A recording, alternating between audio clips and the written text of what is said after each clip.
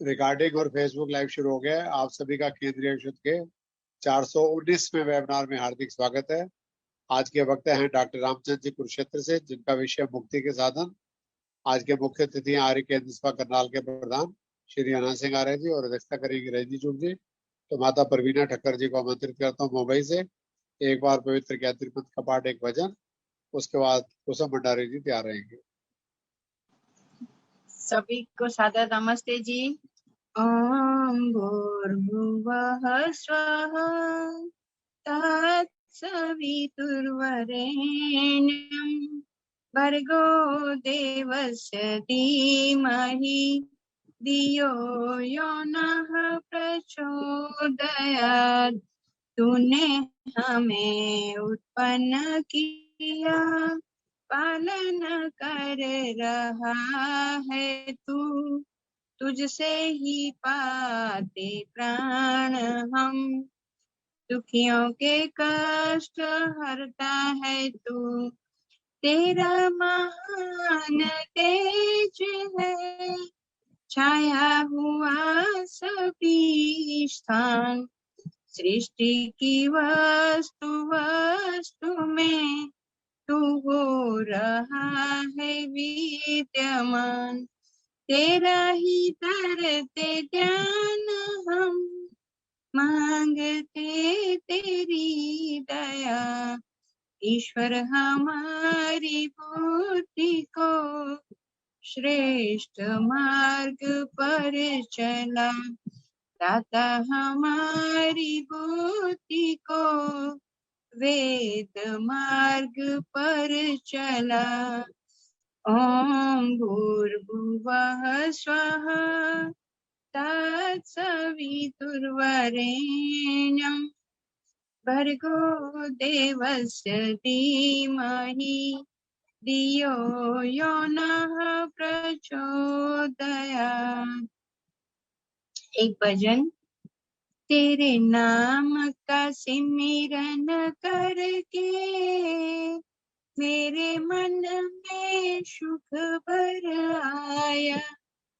तेरी कृपा को मैंने पाया, तेरी दया को मैंने पाया। दुनिया की ठोकर खाकर जब हुआ कभी बेसहारा, ना पाकर अपना कोई जब मैंने तुम्हें पुकारा।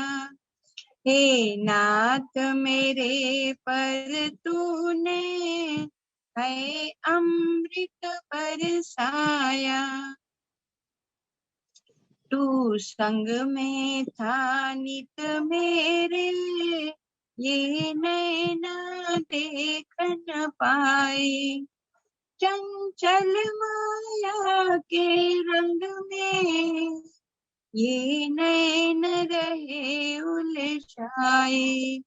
जितनी भी बार गिरा हूँ, तूने पग पग मुझे उतारा। भव सागर की लहरों में भटकाई मेरी नैया।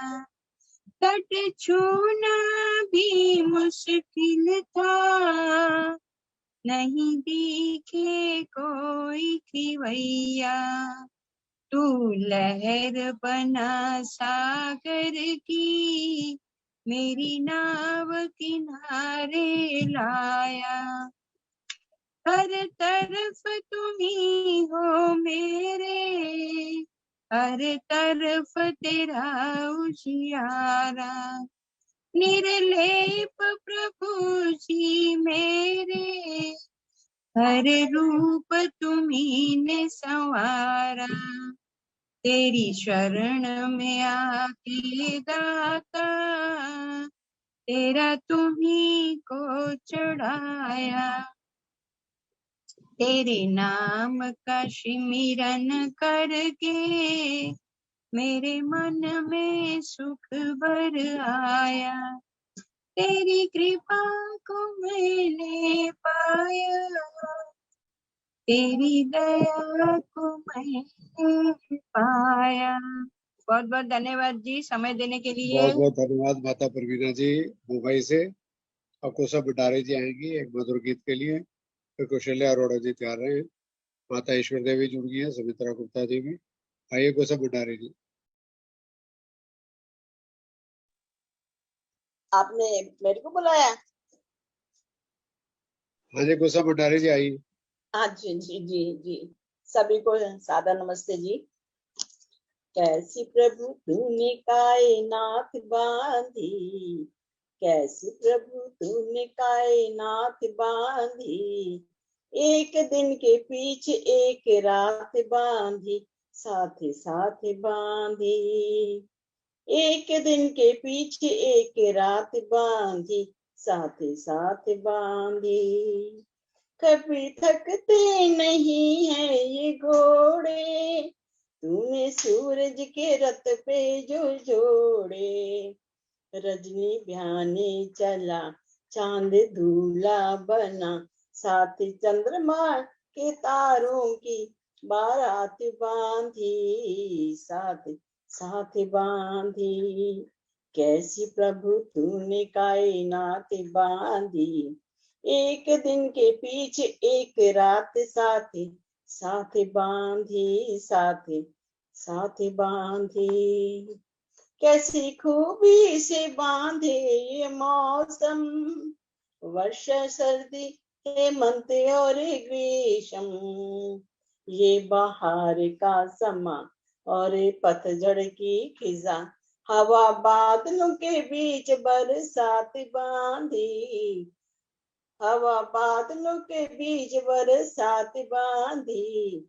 कैसी प्रभु तूने कायनात बांधी, एक दिन के पीछे एक रात, साथ साथ बांधी। पक्षी जलचर व जंतु चौपाए, तूने सबके हैं जोड़े बनाए, नागे और नागिनी, रागे और रागिनी, साथ स्त्री और पुरुष की भी जात बांधी। कैसी प्रभु तूने कायनात बांधी, एक दिन के पीछे एक रात, साथ साथ बांधी, साथ साथ बांधी। तू ही सबका पिता, तू ही मात है, जो समझ में न आए वो बात है, तेरी क्या बात है, 100 की एक बात है, तूने हर बात में कोई बात बांधी, साथ साथ बांधी। कैसी प्रभु तूने कायनात बांधी, एक दिन के पीछे एक रात, साथ साथ बांधी, साथ साथ बांधी। नथा सिंह है अनंत तेरी माया, जग के कन कन में है तू समाया, जग से बाहर नहीं फिर भी जाहिर नहीं, अपने दामन में ऐसी करामात बांधी। कैसी प्रभु तूने कायनात बांधी, एक दिन के पीछे एक रात बांधी, साथ साथ बांधी, साथ साथ बांधी। धन्यवाद आपका अनिल जी, मुझे बहुत समय बहुत धन्यवाद कुशल जी, बहुत बहुत बहुत सुंदर गीत। धन्यवाद। अब कौशल्या अरोड़ा जी आएंगी एक भजन प्रस्तुत करेंगी। हाँ जी आगे।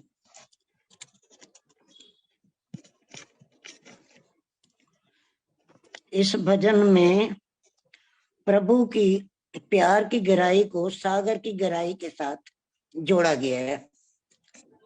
मैं तेरे प्यार में ऐसा डूबा प्रभु, जितना गहरा गया उतना पास आ गया।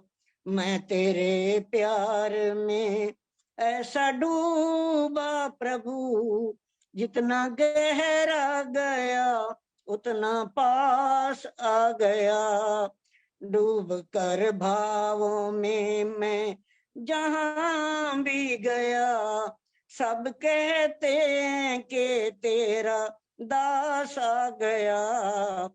डूब कर भावों में मैं जहां भी गया, सब कहते हैं कि तेरा दास आ गया। जो किनारे पे हैं वो तुमसे दूर हैं, डूबने वालों को तो ये भी गरूर है।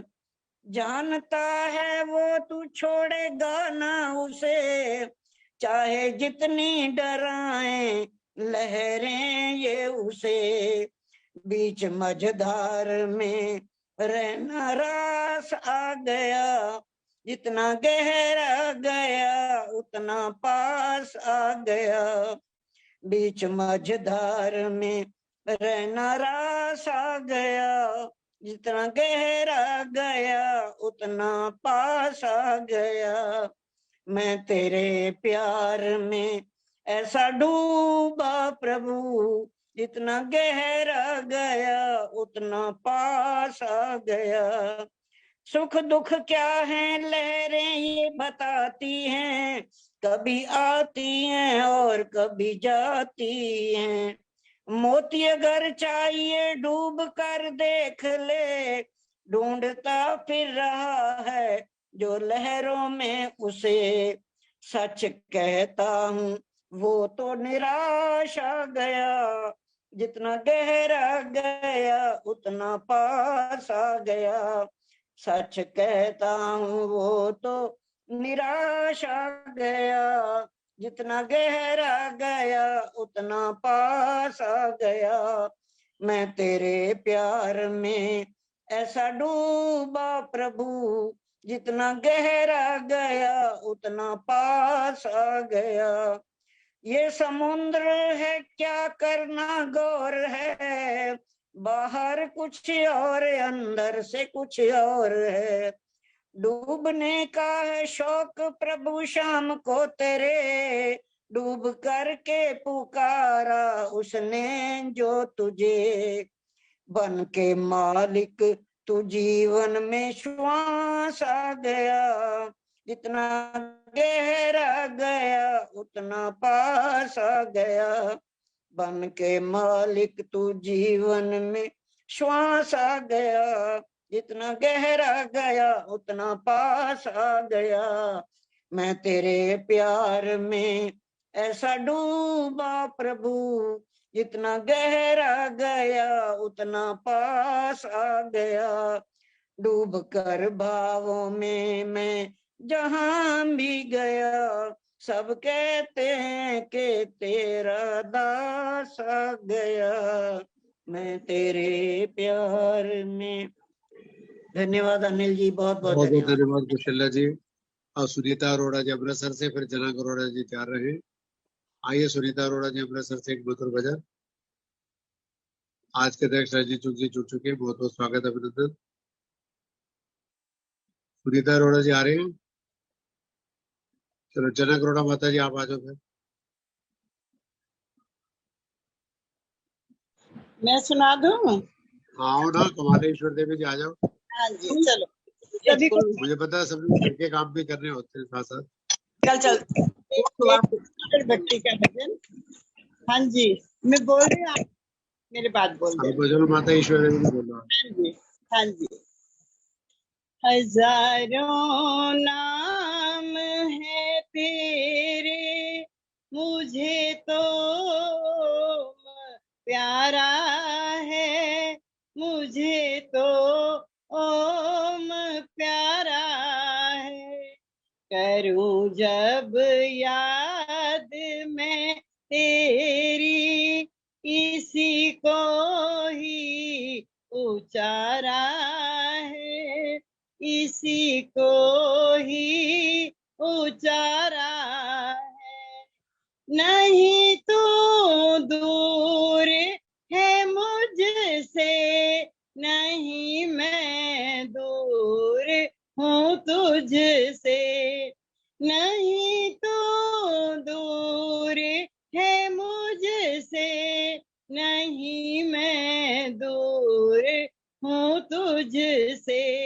ये नैना मूंद कर अपने मिले तेरा नजारा है, मिले तेरा नजारा है।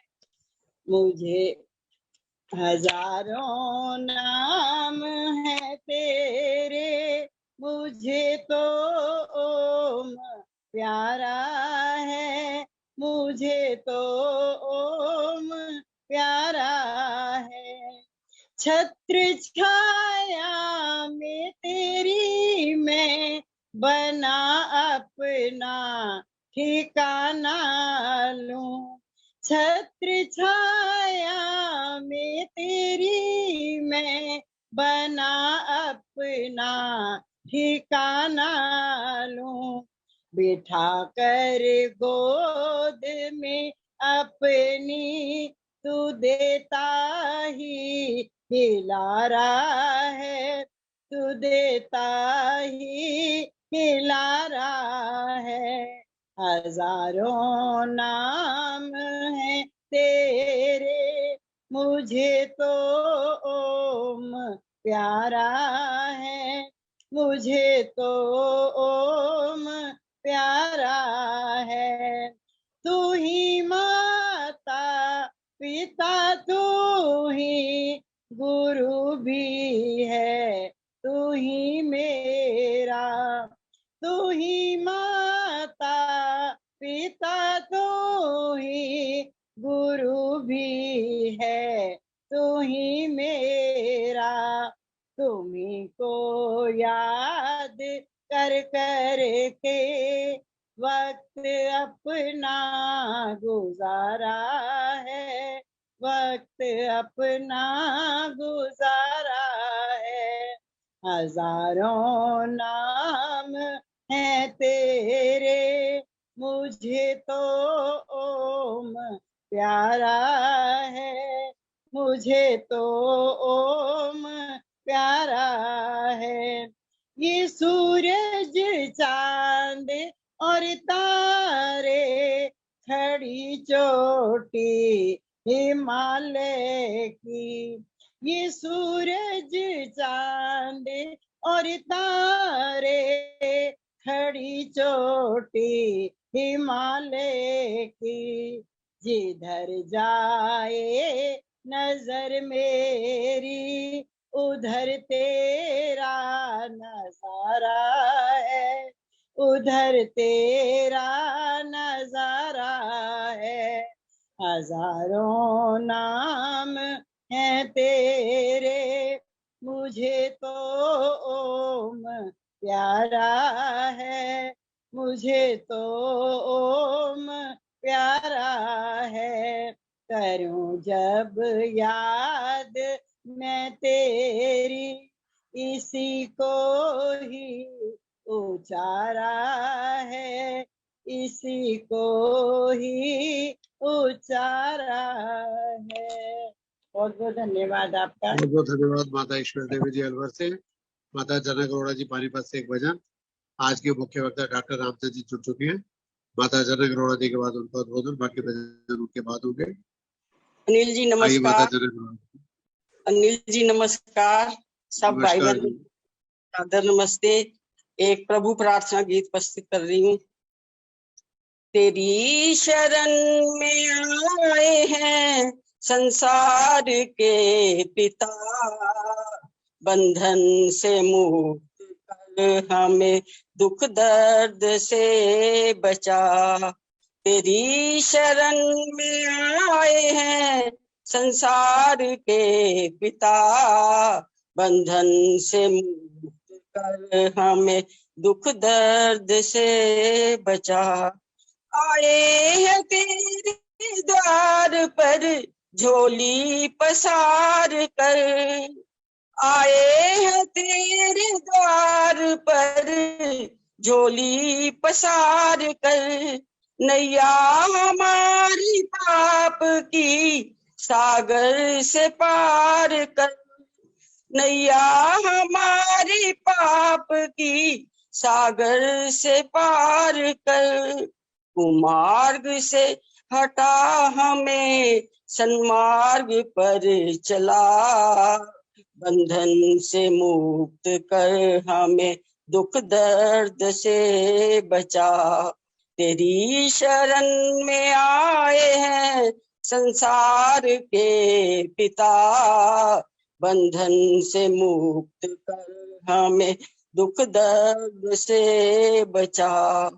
शक्ति का तू भंडार है, बल हमको दीजिए। शक्ति का तू भंडार है, बल हमको दीजिए। कृपा दृष्टि है पिता, हम सब पे कीजिए। कृपा दृष्टि हम पे सदा हे प्रभु कीजिए। हम दीन दुखियों ने लिया है तेरा आसरा, बंधन से मुक्त कर हमें दुख दर्द से बचा। तेरी शरण में आए हैं संसार के पिता, बंधन से मुक्त कर हमें दुख दर्द से बचा। मोह माया काम क्रोध ने घेरा है आन कर, मोह माया काम क्रोध ने घेरा है आन कर। हमको सभी सताते हैं बलहीन जान कर, हमको सभी सताते हैं बलहीन जान कर। इन कष्टों और दुष्टों से हमको बचा बचा, बंधन से मुक्त कर हमें दुख दर्द से बचा। तेरी शरण में आए हैं संसार के पिता, बंधन से मुक्त कर हमें दुख दर्द से बचा। हृदय हमारा शुद्ध हो, हृदय हमारा शुद्ध हो, पवित्र हो आत्मा। हृदय हमारा शुद्ध हो, पवित्र हो आत्मा। दर्शन करें हम आपके जिसमें परमात्मा, दर्शन करें हम आपके जिसमें परमात्मा। आवागमन के चक्र से हमको छुड़ा छुड़ा, बंधन से मुक्त कर हमें दुख दर्द से बचा।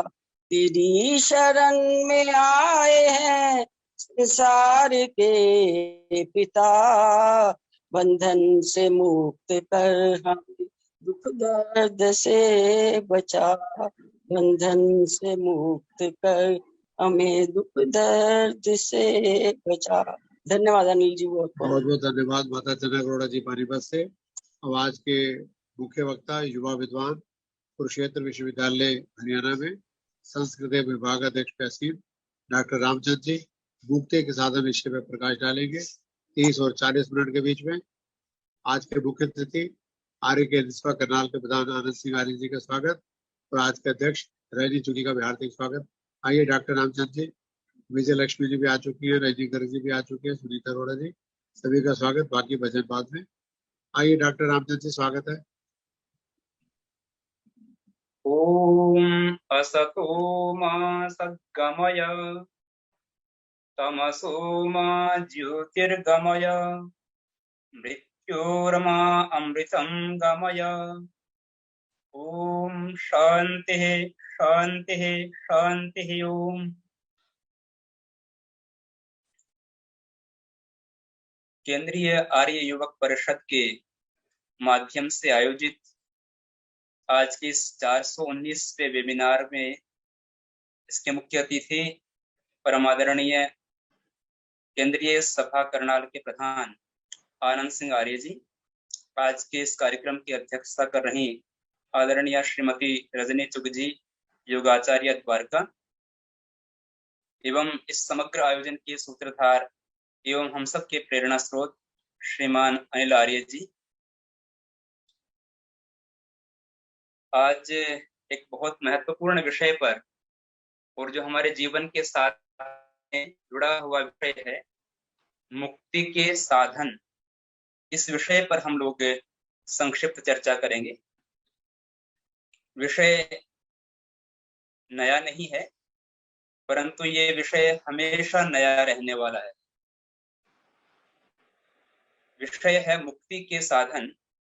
और जैसा कि वर्तमान समय में हम देख रहे हैं, श्रावण का महीना चल रहा है और श्रावण का महीना जब चलता है तो उसका अर्थ होता है वेद का मास, वेद की परंपरा का महीना। हम सब के जीवन में वेद विद्या को प्रचारित और प्रसारित करने के लिए प्रेरणा देने वाला महीना।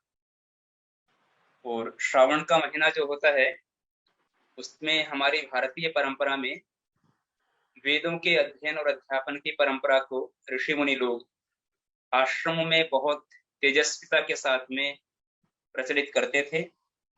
और एक लंबी श्रृंखला है कि उस युग में ऋषि मुनि अपने अपने कार्यों से अलग अलग जो बाह्य कार्य होते थे उनसे विराम लेकर के आश्रम में उपस्थित होते थे और अन्य आसपास के जितने भी लोग होते थे वे भी आश्रम की पवित्र भूमि में जाकर के आध्यात्मिक साधना के लिए उपस्थित होते थे। तो ये विषय जो है उस वेद के साथ में और हमारे जीवन की उन्नति के साथ में जुड़ा हुआ है, मुक्ति के साधन। इस विषय को जब हम पढ़ते हैं, समझते हैं, तो एक नया सा अर्थ यह भी है कि मुक्ति से अभिप्राय क्या है। आज के विषय को मैं ऋषि दयानंद की पृष्ठभूमि में यहाँ पर उपस्थापित करने का प्रयास करूंगा कि महर्षि दयानंद इस मुक्ति के संदर्भ में अपना क्या विचार रखते हैं। और विशेष करके सत्यार्थ प्रकाश में, सत्यार्थ प्रकाश के सप्तम समोल्लास और नवम समोल्लास में उन्होंने मुक्ति के बारे में ये 2 अध्याय 2 समोल्लास समर्पित किए हैं। मुक्ति शब्द का अभिप्राय होता है, संस्कृत में पंक्ति में जिसका निर्वचन किया जाए तो मुंचन्ति पृथक भवन्ति यस्याम सा मुक्ति। अर्थात मुक्ति वह स्थिति है, वह अनुभूति है जिसमें व्यक्ति अपने समस्त प्रकार के क्लेशों से, दुखों से, कष्टों से पूर्णतः मुक्त हो जाता है। हम प्रतिदिन अपने कष्टों से मुक्त होते हैं। हमारे जीवन में नियमित रूप से नए नए कष्ट आते हैं और हम उन कष्टों से मुक्त होते हैं और सुख को प्राप्त करते हैं। ये स्वाभाविक सी प्रक्रिया है। परंतु मुक्ति उस स्थिति से बहुत एक अकल्पनीय स्थिति की अनुभूति का नाम है जिसमें ये सारे कष्ट पूरी तरह से समाप्त हो जाते हैं। ये विषय वस्तु अनुभूति का है, पर महर्षि दयानंद ने सत्यार्थ प्रकाश में एक संदर्भ दिया है और वहां वो लिखते हैं कि ये सृष्टि का जो प्रभाव है, सृष्टि का जो व्यवहार दिखता है और उसका जो प्रलय है, इन दोनों का जितना काल है वो काल 34,000 बार सृष्टि बनती है और प्रलय में जाती है। उतनी अवधि तक जीवात्मा सभी प्रकार के कष्टों से मुक्त होकर के परमात्मा के आनंद में निवास करता है। उस स्थिति का नाम मुक्ति है। अब वह ऊंची आध्यात्मिक स्थिति वह तो व्यक्ति जब प्राप्त करेगा, जो वहां तक पहुंचेगा, उसके साथ में जुड़ी हुई है। लेकिन प्रत्येक व्यक्ति अपने जीवन में प्रतिदिन इस विषय को कैसे अनुभव कर सकता है, इसकी साधना ऋषि दयानंद ने लिखी है। क्योंकि मुक्ति केवल हमारे किसी समय विशेष पर साधना करने के साथ में नहीं जुड़ी हुई, अपितु हमारे जीवन का प्रत्येक समय, प्रत्येक पल, हमारे जीवन का पूरा दिन भर का व्यवहार, वह सारा व्यवहार हम किस प्रकार से करते हैं, उसमें हमारा आचरण किस प्रकार का है, इसके आधार पर मुक्ति का मार्ग तय होता है, सुनिश्चित होता है। तो ऋषि दयानंद जो हैं, उस मुक्ति की साधना को प्रारंभ करने के लिए कि जिससे हमारे सारे कष्ट जो हैं पूरी तरह से दूर हो जाए, वो हमारे जीवन के पश्चात अगले जीवन में या भविष्य में मुक्त होंगे, वो स्थिति तो बहुत परे की है। पर वर्तमान समय में हम अपने जीवन में किस प्रकार से तनाव मुक्त हो सकते हैं, अपने कष्टों से मुक्त हो सकते हैं, उस साधना को प्रारंभ करने के लिए 3 शब्दों का प्रयोग करते हैं। ये शब्द भी बहुत नए नहीं होंगे, परंतु उन शब्दों को समझना और उनको सरलता के साथ में आत्मसात करना, ये बड़ा एक विषय है। तो वहां पर 3 शब्द दिए हैं, ईश्वर की स्तुति, ईश्वर की प्रार्थना और ईश्वर की उपासना। स्तुति, प्रार्थना और उपासना, इन्हीं 3 के आधार पर हमारे 8 मंत्र भी आते हैं, जिन्हें ऋषि दयानंद लिखते हैं कि प्रत्येक कर्मकांड के प्रारंभ में इन विश्वानि देव से लेकर के अग्ने नये सुपता तक के 8 मंत्रों का उच्चारण करना चाहिए। और इनका नाम भी वहां पर यही दिया हुआ है, अथ ईश्वर स्तुति प्रार्थना उपासना मंत्राः। यहां जो सबसे पहला शब्द है स्तुति, इस स्तुति का अभिप्राय क्या होता है? स्तुति का अभिप्राय होता है जिसकी हम स्तुति कर रहे हैं उसके सम्यक स्वरूप की जानकारी। स्तुति नाम कीर्तनम, अर्थात उसकी आराधना करना और जो हमारे आराध्य हैं उसके स्वरूप का यथावत जानकारी प्राप्त करना, यह स्तुति कहलाता है। जब हम इस प्रसंग को ईश्वर के साथ में जोड़ते हैं तो ईश्वर के साथ में जोड़ने का स्पष्ट सा अर्थ यदि हमें समझना हो तो ऋषि दयानंद ने सत्यार्थ प्रकाश में 2 शब्द दिए हैं, एक सगुण स्तुति और एक निर्गुण स्तुति।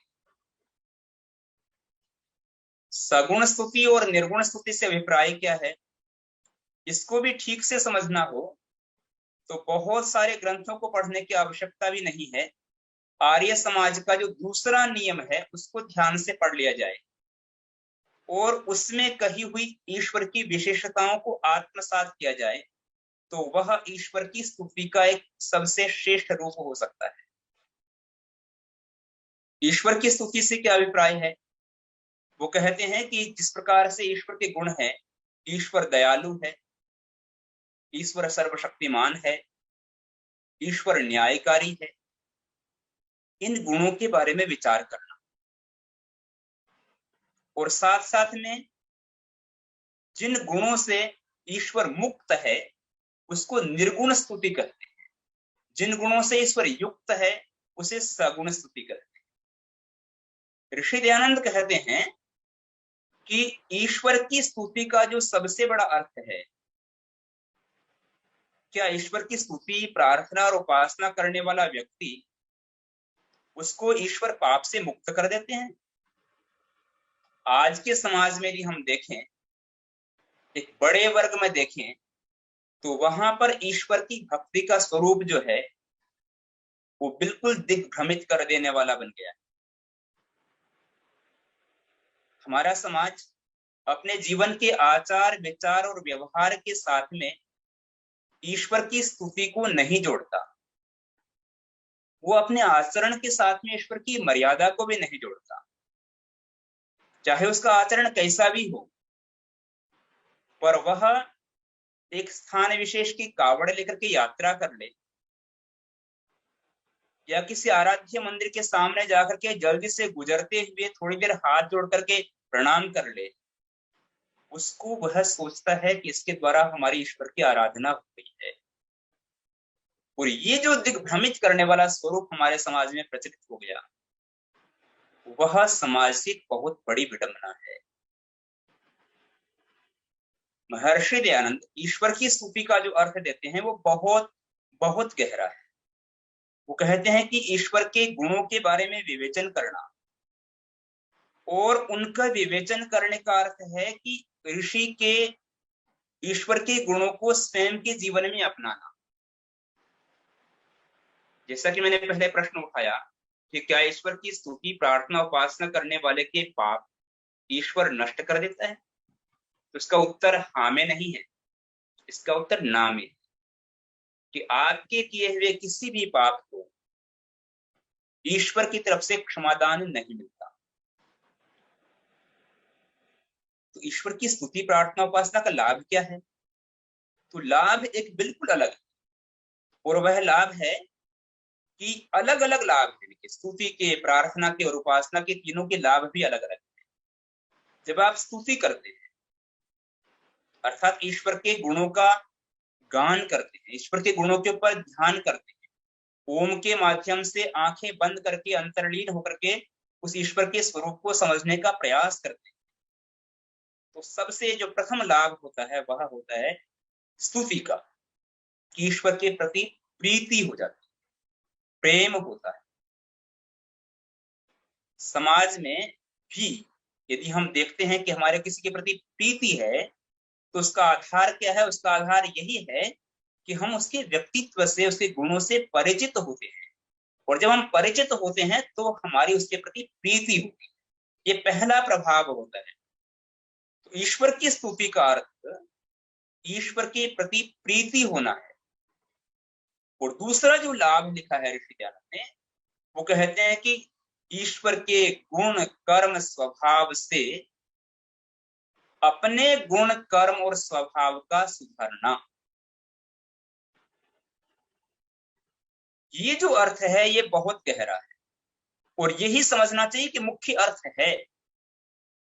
यदि कोई व्यक्ति कहता है कि ईश्वर न्यायकारी है, ईश्वर सर्वशक्तिमान है, ईश्वर दयालु है, इस गुण के, इस आराधना का अर्थ होगा कि उसके जीवन में भी न्यायकारी होने का संकल्प दृढ़ होगा। किसी कष्ट में देखे हुए व्यक्ति को देख करके वह आंखें बंद करके वहां से गुजर नहीं जाएगा, और वह अपने आप के अंदर ईश्वर का सानिध्य पाने से अपने आप को बहुत शक्तिमान अनुभव करेगा। ये जो लाभ है ये ईश्वर की स्तुति से प्राप्त होते हैं। और जब हम इन स्वरूप को नहीं जानते और हम केवल कुछ भी करते रहें और आराध्य के सामने केवल चरण वंदना करके या एक स्थान विशेष की यात्रा करके गुजर जाना चाहते हैं, तो हमारे जीवन में परिवर्तन नहीं आता। और इस समय में जो समाज में एक बिगाड़ वाली स्थिति हो रही, आध्यात्मिकता के केंद्र बिंदु कहे जाने वाले लोग अधर्म में लिपटे हुए पाए जाते हैं, तो उसका अर्थ यही है कि ऋषि दयानंद के इस ईश्वर की स्तुति वाले स्वरूप को नहीं समझा गया। तो ईश्वर की स्तुति। दूसरा शब्द ईश्वर की प्रार्थना। और ये प्रार्थना जो है ये स्तुति के बिना नहीं हो सकती। एक बड़ा अद्भुत रहस्य है कि स्तुति, प्रार्थना और उपासना ये तीनों अलग अलग नहीं होते हैं, ये तीनों साथ में जुड़े हुए हैं। कोई भी व्यक्ति जो ईश्वर की स्तुति नहीं करेगा वह सच्ची प्रार्थना नहीं कर सकता। प्रार्थना से पहले स्तुति अनिवार्य है, और जब आप ईश्वर की स्तुति को गहराई से समझेंगे तो आप फिर प्रार्थना के अधिकारी बनते हैं। और याद रखिए ऋषि दयानंद की प्रार्थना जो है वो कर्म शून्यता नहीं है। ऋषि दयानंद की प्रार्थना कर्म शूरता का दूसरा नाम है। वो कहते हैं कि आप पूरे पुरुषार्थ के साथ में कर्म कीजिए और उसके बाद में उस परम शक्ति से प्रार्थना कीजिए। फिर आपका प्रश्न होगा कि प्रार्थना करने का यदि यही है तरीका, फिर प्रार्थना से लाभ क्या होगा? प्रार्थना का लाभ बहुत बहुत बहुत अद्भुत है, और वो लाभ है कि प्रार्थना से निरअभिमानिता आती है। प्रायः व्यक्ति थोड़ा सा ऊंचाई प्राप्त करता है, थोड़ी सी ऊंचाई प्राप्त करता है, उसके जीवन में अहंकार आ जाता है, और अहंकार आने का लाभ या नुकसान उसको पता ही नहीं लगता। जैसे ही व्यक्ति में अहंकार आएगा उसकी जिंदगी के आगे की उन्नति अवरुद्ध हो जाती है। और जब आप ईश्वर की प्रार्थना करते हैं तो उसका अर्थ होता है कि ये जो कुछ मैंने प्राप्त किया है, इस प्राप्ति का निमित्त मैं अकेला नहीं हूं, बल्कि बहुत सारे लोग, समाज के लोग भी मेरे साथ में है, और उनसे भी बढ़कर ईश्वर का परम सानिध्य मेरे पास में है। तो इस प्रार्थना से व्यक्ति में निराभिमानिता की प्राप्ति होती है। एक दूसरा जो लाभ लिखा है, उत्साह, उत्साह की प्राप्ति होती है। आप कई बार आपने अपने जीवन में भी अनुभव किया होगा, उस परम शक्ति से हट करके आप किसी व्यक्ति विशेष से भी आप प्रार्थना करने जाते हैं, जहां से लगता है कि आपको उससे प्रार्थना करने पर हमारी कर्म सिद्धि हो सकती है, तो जैसे ही आप प्रार्थना करते हैं और लौट करके आते हैं, आपके मन में उत्साह जागृत होता है। आपको अनुभव होता है कि मैंने अपने भावनाएं पूरे खुले मन से व्यक्त कर ली हैं, अब मैं अपने लक्ष्य को जरूर प्राप्त कर पाऊंगा। तो ये जो लाभ हैं, ये प्रार्थना के लाभ हैं। अब प्रार्थना कैसी हो, वो ऋषि दयानंद की प्रार्थना को भी हमें समझना होगा। और प्रार्थना बहुत अद्भुत है। हम जो मंत्र बोलते हैं, उन मंत्रों में प्रार्थना छिपी हुई है, लेकिन प्रार्थना के पीछे हमेशा वही भाव है कि आपको अपना कर्म तो करना ही है। जब आप पूरे परिश्रम से कर्म करते हैं, यदि आप बुद्धि की प्रार्थना करते हैं, गायत्री मंत्र का उच्चारण करके ईश्वर से सद्बुद्धि के लिए प्रयत्न और पुरुषार्थ करने के लिए प्रार्थना करते हैं कि हे ईश्वर आप हमें बुद्धि दीजिए, तो इसके साथ साथ में ये अवश्य जुड़ा हुआ है कि हमारा आचरण कहीं उस सद्बुद्धि के रास्ते से अलग तो नहीं है, हमारा आहार विहार उचित है या नहीं है, हमारा कर्म सद्बुद्धि के अनुरूप है या नहीं है। यदि हमारा आचार विचार सद्बुद्धि के लिए उचित नहीं है, हमारा खान पान उसके उचित नहीं है, हमारा समाज के प्रति व्यवहार उचित नहीं है, और हम प्रार्थना कर रहे हैं सद्बुद्धि की, तो वह प्रार्थना कभी पूरी नहीं होती। और इस बात को हमें बहुत ध्यान से समझना होगा कि आज के समाज में बहुत बड़ी विडंबना है कि लोग कहते हैं, प्रायः शिकायत रहती है कि जी हम तो रोज ईश्वर से प्रार्थना करते आ रहे हैं। ऋषि दयानंद के सत्यार्थ प्रकाश को पढ़ना चाहिए। बड़ा अद्भुत एक एक शब्द स्वर्णाक्षरों में लिखने जैसा शब्द है, जहां पर वो लिखते हैं कि यदि व्यक्ति जो है गुड़ खाने के लिए प्रार्थना करता रहे और गुड़ को चखे ही नहीं, उसको कैसे स्वाद की प्राप्ति हो सकती है। या फिर विपरीत प्रार्थना करे कि मुझे मेरे शत्रु से बचा दे, मेरे घर में, वो तो बहुत मनोहारी ढंग से भी आगे वर्णन करते हैं, यदि प्रार्थना का ऐसा ही आलस्य युक्त व्यक्ति यदि प्रार्थना करेगा, तो उसका आलस्य युक्त आलसी व्यक्ति के प्रार्थना कभी भी पूरी नहीं होगी। इसलिए जब वो प्रार्थना के अंदर भी आपने ध्यान दिया हो, तो शब्द हैं ओम तेजोसी तेजोमयी, वीर्यमसि वीर्यमयी देहि, बलमसि बलमयी देहि, सहोअसि सहोमयी देहि। ये हमारी वैदिक प्रार्थना है। जब आप प्रतिदिन ये प्रार्थना करेंगे और जाकर के उस प्रार्थना के अनुरूप पुरुषार्थ करेंगे, तो आपकी प्रार्थना निश्चित रूप से पूरी होती है, इसमें विकल्प है ही नहीं। और आज के समाज में ये प्रार्थनाएं नहीं सिखाई जाती। आज का समाज में प्रार्थनाएं विपरीत हो रही हैं, और व्यक्ति जो है मेहनत ये नहीं करता है, वो कहीं पर जाकर के थोड़ा सा चढ़ावा चढ़ाता है और फिर सोचता है कि मेरे को परीक्षा के अंदर अच्छे अंक प्राप्त हो जाएंगे, और फिर जब पूरा नहीं होता फिर वो दुखी होता है। वो कहता है कि ईश्वर लगता है मुझ पर असंतुष्ट है। गलती उसकी नहीं है, समाज में उसको हमने ऋषि दयानंद का सत्यार्थ प्रकाश नहीं पहुंचाया या नहीं पहुंचा, यहां से त्रुटि प्रारंभ। तो ईश्वर की स्तुति, प्रार्थना और अंतिम शब्द है उपासना। आज का विषय है हमारा मुक्ति के साधन। तो ईश्वर की स्तुति, ईश्वर की प्रार्थना, इनको ठीक से समझना और इनको ठीक से समझने के बाद इनका व्यवहार में लाना जब हम प्रारंभ कर देंगे, तो मुक्ति का साधन प्रारंभ हो जाएगा। जब हम मुक्ति शब्द बोलते हैं तो वो एक जीवन का उद्देश्य नहीं है, बल्कि हमारी परंपरा ये कहती है कि मुक्ति जो है वो इसी जन्म में प्राप्त हो जाएगी, ऐसा नहीं है, क्योंकि अपितु जन्म जन्मांतर की साधना के द्वारा मुक्ति प्राप्त होती है। परंतु वो उच्चतम मुक्ति की स्थिति तो जब प्राप्त होगी तब होगी, परंतु मुक्ति का जो सामान्य अर्थ है वो अर्थ है कि कष्टों से दूरी होना, हमारे जीवन के स्ट्रेस और दुख जो है वो दूर हो जाए, जो कि आम जीवन की समस्या है।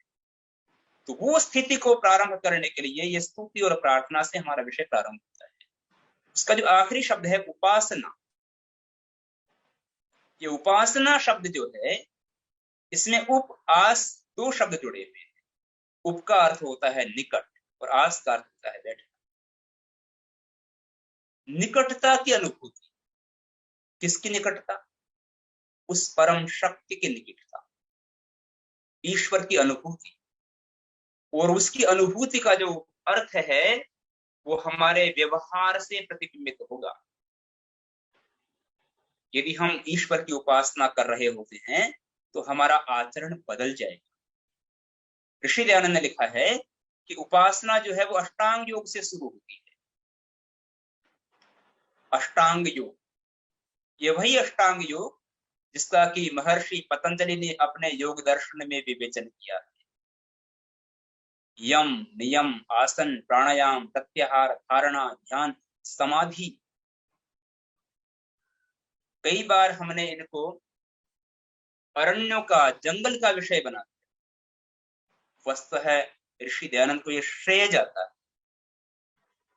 कि उन्होंने इन विषयों को दूर अरण्यों के विषयों से हटा करके हम और आप जैसे जो घर और परिवार की पृष्ठभूमि में जिम्मेदारी से कार्य करने वाले लोग हैं उनके साथ में भी जोड़ दिया। और उन्होंने बताया कि हमारे जीवन का प्रत्येक क्षण भी मुक्ति की साधना के साथ में जुड़ा हुआ हो सकता है। जब हम यम और नियम का पालन करते हैं, दो अंगों का भी पालन करते हैं, तो हमारे जीवन के क्लेश और तनाव पूरी तरह से दूर हो जाते हैं। कैसे दूर होते हैं? इसमें आप शब्दों को देखेंगे तो यम के अंदर जो है 5 शब्द हैं, अहिंसा, सत्य, अस्तेय, ब्रह्मचर्य और अपरिग्रह। ये पांचों जो हैं ये दर्शन या आध्यात्मिक जीवन के साथ में तो जुड़े हुए हैं ही, परंतु हमारे जीवन के कष्टों को दूर करने वाले भी। और वो समय जो है मुझे नहीं पता कितना हो रहा है, हमारे कष्टों को दूर करने वाले भी हैं। और वो इस रूप में है कि अहिंसा, सत्य, अस्तेय, ब्रह्मचर्य, अपरिग्रह। जब हम हिंसा से मुक्त हो जाते, किसी भी प्रकार की हिंसा, आप इस पर जब विचार करेंगे जीवन में, ध्यान से मंथन करने पर चीजें स्पष्ट होती हैं कि हम जाने या अनजाने में बहुत सारी हिंसा करते रहते हैं। हिंसा वही नहीं होती जिसके अंदर हम किसी व्यक्ति को शारीरिक रूप से पीड़ा देते, बल्कि हिंसा वह भी होती है जिसमें हम अपने मन के स्तर पर किसी का बुरा सोचते हैं, और ये सूक्ष्म हिंसा होती। तो अहिंसा, सत्य, अस्तेय, ब्रह्मचर्य और अपरिग्रह, आज के संदर्भ में ये जो अपरिग्रह शब्द है ये हमारे जीवन के साथ में जुड़ा हुआ है और बहुत महत्वपूर्ण हो गया है। अपरिग्रह क्या है? अपरिग्रह का अर्थ है कि आवश्यकता से अधिक वस्तुओं का संग्रह न करना। सामान्य रूप से आज का समाज में एक व्यक्ति जो है बहुत सारी चीजों को इकट्ठा करता है, और बड़े आश्चर्यजनक बात यह है कि व्यक्ति उन इतनी सारी ढेर सारी चीजों के संग्रह के बीच में बहुत थोड़ी चीजें ऐसी होती है जिनसे वो बहुत ज्यादा प्रेम करता है। बाकी बड़ी संख्या में जो सामग्री है उसका वो वर्षों तक उपयोग भी नहीं कर पाता, परंतु वो संग्रह करता है। ये जो अत्यधिक संग्रह की प्रवृत्ति है, यह संग्रह की प्रवृत्ति व्यक्ति के कष्टों का कारण है। और इसलिए ये जो आध्यात्मिक साधना है, मुक्ति का साधन है, वो मुक्ति का साधन हमारे जीवन के प्रतिपल के साथ में जुड़ा हुआ है। हम ये समझें कि हमारे जीवन में कितनी चीजों की आवश्यकता है, या इससे कम में भी हमारा कार्य चल सकता है, तो हम उतनी चीजों का संग्रह करें। और दूसरा जो नियम वाला सूत्र है, इसमें जो शौच, संतोष, तप, स्वाध्याय वाले जो सूत्र दिए हुए हैं, इसमें जो अंतिम जो 3 है वो बहुत महत्वपूर्ण है। तप, स्वाध्याय और ईश्वर प्रणिधान। ये जो तप है, तप का अभिप्राय होता है कि जिस चीज को आपने लक्ष्य बना लिया।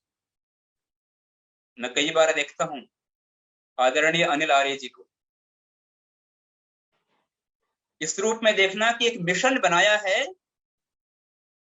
उस मिशन को रुकने नहीं देना। यह तप है।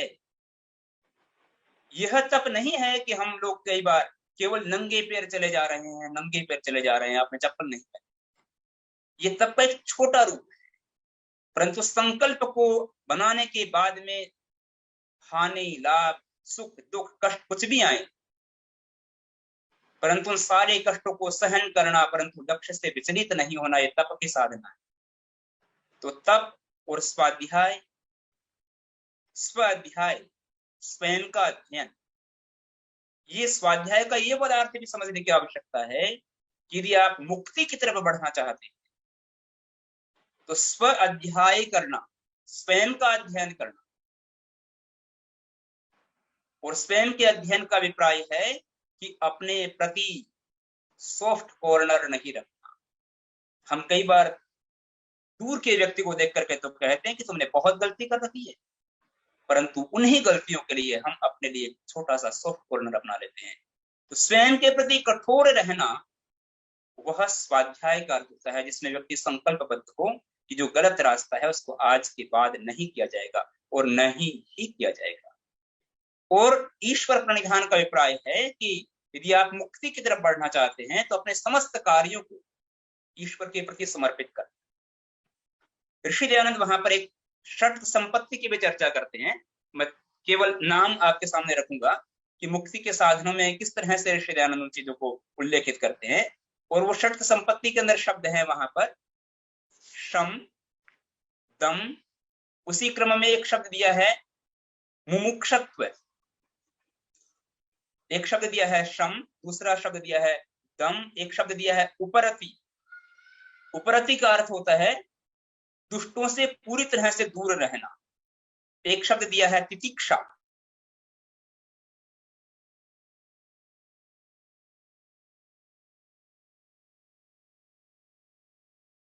मुक्त रखना, ये तितिक्षा है। और एक श्रद्धा। ये जो श्रद्धा शब्द है ना, ये बहुत अद्भुत है। योग दर्शन में लिखा हुआ है कि श्रद्धा का अभिप्राय है, श्रद्धा जो है मां की तरह से होती है। जिस प्रकार से मां व्यक्ति का कल्याण करती है, ऐसे ही वेद आदि शास्त्रों के प्रति पूरी तरह से श्रद्धा भाव रखना कि उनके दिए हुए मूल्यों को बिना किसी चिंतन के, बहुत गहराई से विचार के बिना भी अपनाना, ये श्रद्धा होती है। और एक शब्द है मुमुक्षत्व। मुमुक्षत्व का अर्थ है कि जैसे भूख में व्यक्ति को भूख के अलावा कुछ भी नहीं सूझता, रोटी के अलावा कुछ भी नहीं सूझता, ऐसा ही जीवन में एक ऐसी अनुभूति करना कि ईश्वर के नियमों के प्रति इतनी गहरी आस्था और श्रद्धा को बनाना कि इसके अलावा व्यक्ति कुछ और दिखाई न दे। तो ये कुछ नियम, ये कुछ दृष्टियां ऐसी हैं जो हमें मुक्ति की तरफ बढ़ाती है। और मुक्ति की तरफ बढ़ाने का अभिप्राय फिर वही है कि इसके लिए ऋषि दयानंद के शब्दों में जो व्यक्ति घड़ी भर भी नियमित ध्यान करता है वह धीरे धीरे अज्ञान से दूर होकर के मुक्ति तक पहुंच जाता है। तो मुक्ति का मार्ग जो है उसकी यात्रा तो लंबी है, परंतु उसकी यात्रा का प्रारंभ जो है वो यहीं से होता है कि हमारा जीवन का प्रत्येक व्यवहार जो है वो सत्यता से, धर्म से ओतप्रोत हो। विषम स्थितियों में भी हम अधर्म की तरफ नहीं बढ़े, तो हम मुक्ति की तरफ बढ़ रहे होते हैं। और जिसमें व्यक्ति धर्म को ही अपनाता है, अधर्म को किसी भी परिस्थिति में नहीं अपनाने के लिए संकल्पबद्ध होता है, तो वह मुक्ति का यात्री बन जाता है, मुक्ति का पथिक बन जाता है, और उसके जीवन के नियमित आने वाले दुख, स्ट्रेस और तनाव भी पूरी तरह से दूर हो जाते हैं। तो मैं बहुत आभार व्यक्त करता हूँ कि थोड़ी सी चर्चा है, क्योंकि विषय तो अनुभव का और बहुत गहरा है, परंतु संक्षेप में प्रस्तुत करने का अवसर मिला। बहुत बहुत आभार, धन्यवाद।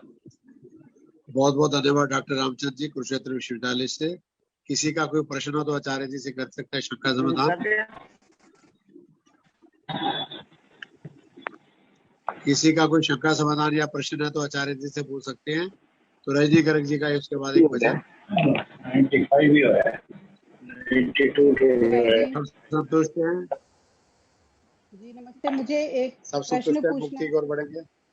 जी मुझे मुमुक्षुत्व के बारे में पूछना है भाई जी से। किसी का कोई प्रश्न हो तो पूछ लें।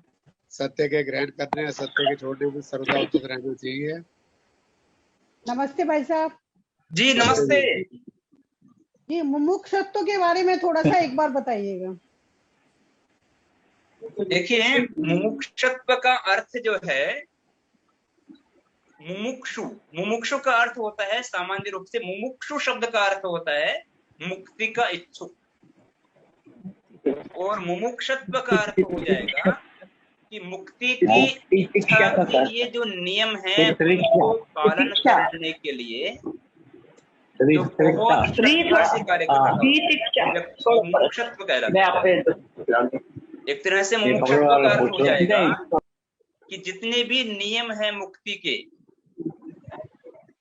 जैसे मैंने आपको षट संपत्ति बताई, श्रम, दम, उपरति, तितिक्षा, श्रद्धा या विवेक, वैराग्य, या जितने भी नियम हैं, उन सबको पालन करने के लिए जब आप बिना दिखावे के पूरी तरह से आंतरिक रूप से संलग्न हो जाते हैं तो मुमुक्षुत्व की स्थिति होती है। जी, और कुछ? किसी और का प्रश्न? कुसुम भंडारी जी। आर्य समाज के सब लोग ज्ञानी विद्वान है। चलो, बहुत बहुत धन्यवाद डॉक्टर रामचंद्र जी। हर महीने आपका लाभ लेते हैं। अब रजनी गर्ग जी हमारे साथ जुड़ी हैं, एक मधुर भजन। फिर आशा है जी तैयार रहें। हाँ पूछिए, स्वागत है। हाँ जी, मैं ये आचार्य जी से पूछना चाह रही हूँ। हर बार ये होता है मेरा प्रश्न कि स्तुति, प्रार्थना और उपासना में, स्तुति का पहले भी सुन चुकी हूँ और अब भी ईश्वर से के गुणों का वर्णन करना, उससे हमारा प्रेम बढ़ेगा। स्तुति का लाभ भी हुआ और स्तुति के बारे में पूरी जानकारी हो गई। प्रार्थना से भी ठीक है, पूर्ण पुरुषार्थ के बाद जो भी ईश्वर से हम अनुनय विनय करेंगे उससे निरभिमानिता भी आएगी और उत्साह भी बढ़ेगा। ठीक है। और मेरा हमेशा ये प्रश्न रहता है उपासना, उसका एक शाब्दिक अर्थ मुझे पता है सिर्फ कि पास बैठना। तो उपासना से मैं ये समझी हूँ कि हर समय ईश्वर को अपने साथ साक्षी मानने, यही उपासना है, या कोई इसका अलग से उपासना करने का ढंग है? ये मैं जानना चाहती हूँ। देखिए, जो शब्द होता है ना, उस शब्द के एक अर्थ होता है व्याकरण वाला अर्थ जो आपने बताया, उपासना अर्थात समीप बैठना। पता है, वही अर्थ मुझे पता है, उसके अलावा मैं कुछ जानना चाहती हूँ। उपासना को, अब उपासना का अर्थ यदि केवल समीप बैठना इतना अर्थ करेंगे तो वो तो हम बहुत जगह पर समीप बैठते हैं, पर वो हर समीप बैठना उपासना नहीं है। वस्तु है जो स्तुति में और जो प्रार्थना में, खास करके जो आपने उपस्थान मंत्र पढ़े हो, उपस्थान मंत्र जो संध्या के उपस्थान मंत्र है, उन मंत्रों को आप एक बार पढ़िए। उपस्थान मंत्र, खास करके मैं आपको ध्यान दिला रहा हूँ, उपस्थान के जो मंत्र है, उदित्यम जात वेदसम वाले जो मंत्र है, चित्रम देवानाम उदगात, वे जो मंत्र हैं वे उपासना के अर्थ को समझाने वाले मंत्र कि हम कैसा अनुभव करते हैं। और इसलिए ऋषि दयानंद ने उपासना के प्रकरण में एक बहुत विशेष बात लिखी है कि उपासना का जो सही अर्थ है उसको शब्दों में व्यक्त नहीं किया जा सकता। उपासना जो है ये शाब्दिक नहीं है, ये आध्यात्मिक है, अनुभव की है। हम इसको शब्दों के माध्यम से, ताकि आध्यात्मिक अनुभूति का रास्ता बन सके, इसके लिए बताने का प्रयत्न करते हैं। और यदि आपको ध्यान हो तो आपने जैसे प्रश्न पूछा है, ठीक ऐसा ही एक प्रश्न मुंशी राम जी ने स्वामी श्रद्धानंद जी ने भी ऋषि दयानंद से पूछा था, और उन्होंने कहा था कि आपकी बातों से मुझे चीजें तो समझ में आ गई, लेकिन अभी मुझे ईश्वर की समीपता का जो अनुभव आप बताते हैं वो मुझे नहीं हो रहा है। तो वो जो अनुभव है, ऋषि दयानंद ने वहां भी वही उत्तर दिया। उन्होंने उनको उत्तर दिया था, वो उत्तर आज भी समझने के योग्य है। उन्होंने कहा कि नहीं, ये शब्दों से नहीं समझ में आएगा।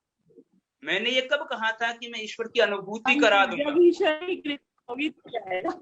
शायद गुरुदत्त विद्यार्थी ने भी कुछ ऐसे ही पूछा था। हाँ, गुरुदत्त विद्यार्थी का भी प्रसंग है ये, लेकिन ये प्रसंग स्वामी श्रद्धानंद जी का विशेष रूप से पूछा गया प्रसंग था। बिल्कुल यही प्रश्न उसने पूछा, तब उन्होंने वही उत्तर दिया था, प्रवचने न लभ्य न मेधया न बहुना श्रुतेन, कि ईश्वर को यदि आप शब्दों से, प्रवचन से या बहुत ज्ञान पाने के द्वारा समझना चाहते हो तो संभव नहीं है। यमेव एष वृणुते, एक ऐसी स्थिति होती है उपासना की कि उसमें ईश्वर आपका वर्ण कर लेते हैं, ईश्वर वर्ण कर लेते हैं, और वो अनुभूति आप भी अनुभव कर सकते हैं। नियमित रूप से थोड़ी भी साधना करने पर आपको लगेगा कि हाँ, कोई परम शक्ति है जो मेरे साथ में है। ये अनुभूति तो व्यक्ति प्रारंभिक स्तर पर भी अनुभव कर सकता है। इसलिए उपासना का सामान्य अर्थ वही है जो आपने कहा, परंतु इसका जो गहरा अर्थ होगा वो पूरी प्रक्रिया के साथ में जुड़ा हुआ है। तो हमें उस गहरे अर्थ तक पहुंचने की यात्रा प्रारंभ करनी चाहिए। तो ये अर्थ होगा उपासना का। जी, बहुत बहुत धन्यवाद डॉक्टर रामचंद्र जी। एक बार दोबारा आपका हर महीने एक वक्तव्य होता है, लोग लाभ उठाते हैं। अब मैं रजनी गर्ग जी से अनुरोध करूंगा एक भजन, उसके बाद आचार्य जी, फिर मुख्य अतिथि अनंत जी, भाई जी भजन जो विषय चल रहा है अभी। बारी बारी से सादर पहले रजनी गर्ग जी आ रही। सभी को सादर नमस्ते। बहुत ही सुंदर वक्तव्य चल रहा था। ईश्वर स्तुति, प्रार्थना, उपासना का बहुत ही अच्छी तरीके से भाई जी ने बताया। सच में बना लो जहाँ वही स्वर्ग है, नहीं स्वर्ग कोई धरा वर्ग है। जहाँ ज्ञान है, कर्म है, भक्ति है, भरी कर्म में ईश्वर भक्ति है। मनुष्यत्व ही मुक्ति का द्वार है, मनुष्यत्व ही मुक्ति का द्वार है। एक छोटा सा भजन बोलूंगी। हे नाथ अब तो ऐसी दया हो, जीवन निरर्थक जाने न पाए। हे नाथ अब तो ऐसी कृपा हो, जीवन निरर्थक जाने न पाए। ये मन न जाने क्या क्या कराए, कुछ बन न पाए मेरे बनाए। हे नाथ अब तो ऐसी कृपा हो, जीवन निरर्थक जाने न पाए। संसार में ही आसक्त रह कर दिन रात अपने मतलब की कर कर, सुख के लिए लाखों दुख हैं उठाए, जीवन निरर्थक जाने न पाए। ऐसा जगा दो फिर सो न जाऊं, ऐसा जगा दो फिर सो न जाऊं, अपने को निष्काम प्रेमी बनाऊं। तुमको ही चाहूं, तुमको ही पाऊं, संसार का कुछ भय रह न जाए। हे नाथ अब तो ऐसी कृपा हो, जीवन निरर्थक जाने न पाए। दो योग्यता वह सत्कर्म कर लो, अपने हृदय में सद्भाव भर लो। नर तन है साधन, भव सिंधु तर लो, ऐसा समय फिर आने न पाए। हे नाथ अब तो ऐसी कृपा हो, जीवन निरर्थक जाने न पाए। धन्यवाद भाई साहब सभी देने के लिए। बहुत बहुत धन्यवाद। अब जो आशा आ रहे थे एक भजन, तो उसके बाद आनंद सिंह जी आ रहे थे, आज की मुख्य अतिथि, फिर 2 भजन, फिर अध्यक्ष, फिर 2 भजन। सभी को सादर नमस्ते और भैया को बहुत बहुत बधाई। एक ईश्वर स्तुति का भजन प्रस्तुत करें। संसार में जिसका प्रभु से प्यार न होगा, संसार में जिसका प्रभु से प्यार न होगा, उसका तो भवसागर से बेड़ा पार न होगा, उसका तो भवसागर से बेड़ा पार न होगा। संसार में जिसका प्रभु से प्यार न होगा, सुबह और शाम जो उसके खुले दर पर न आएगा, सुबह और शाम जो उसके खुले दर पर न आएगा, न मन में प्रेम लाएगा, न मस्तक ही झुकाएगा। ईश्वर के वरदानों का हकदार न होगा, ईश्वर के वरदानों का हकदार न होगा। संसार में जिसका प्रभु से प्यार न होगा, संसार में जिसका प्रभु से प्यार न होगा। प्रभु तो हर समय खुशियाँ जमाने पर लुटाता है, मगर जो जाग जाता है वही तो लूट पाता है।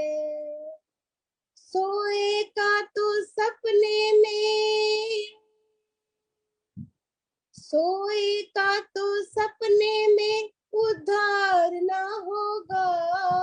संसार में जिसका प्रभु से प्यार ना होगा, संसार में जिसका प्रभु से प्यार ना होगा।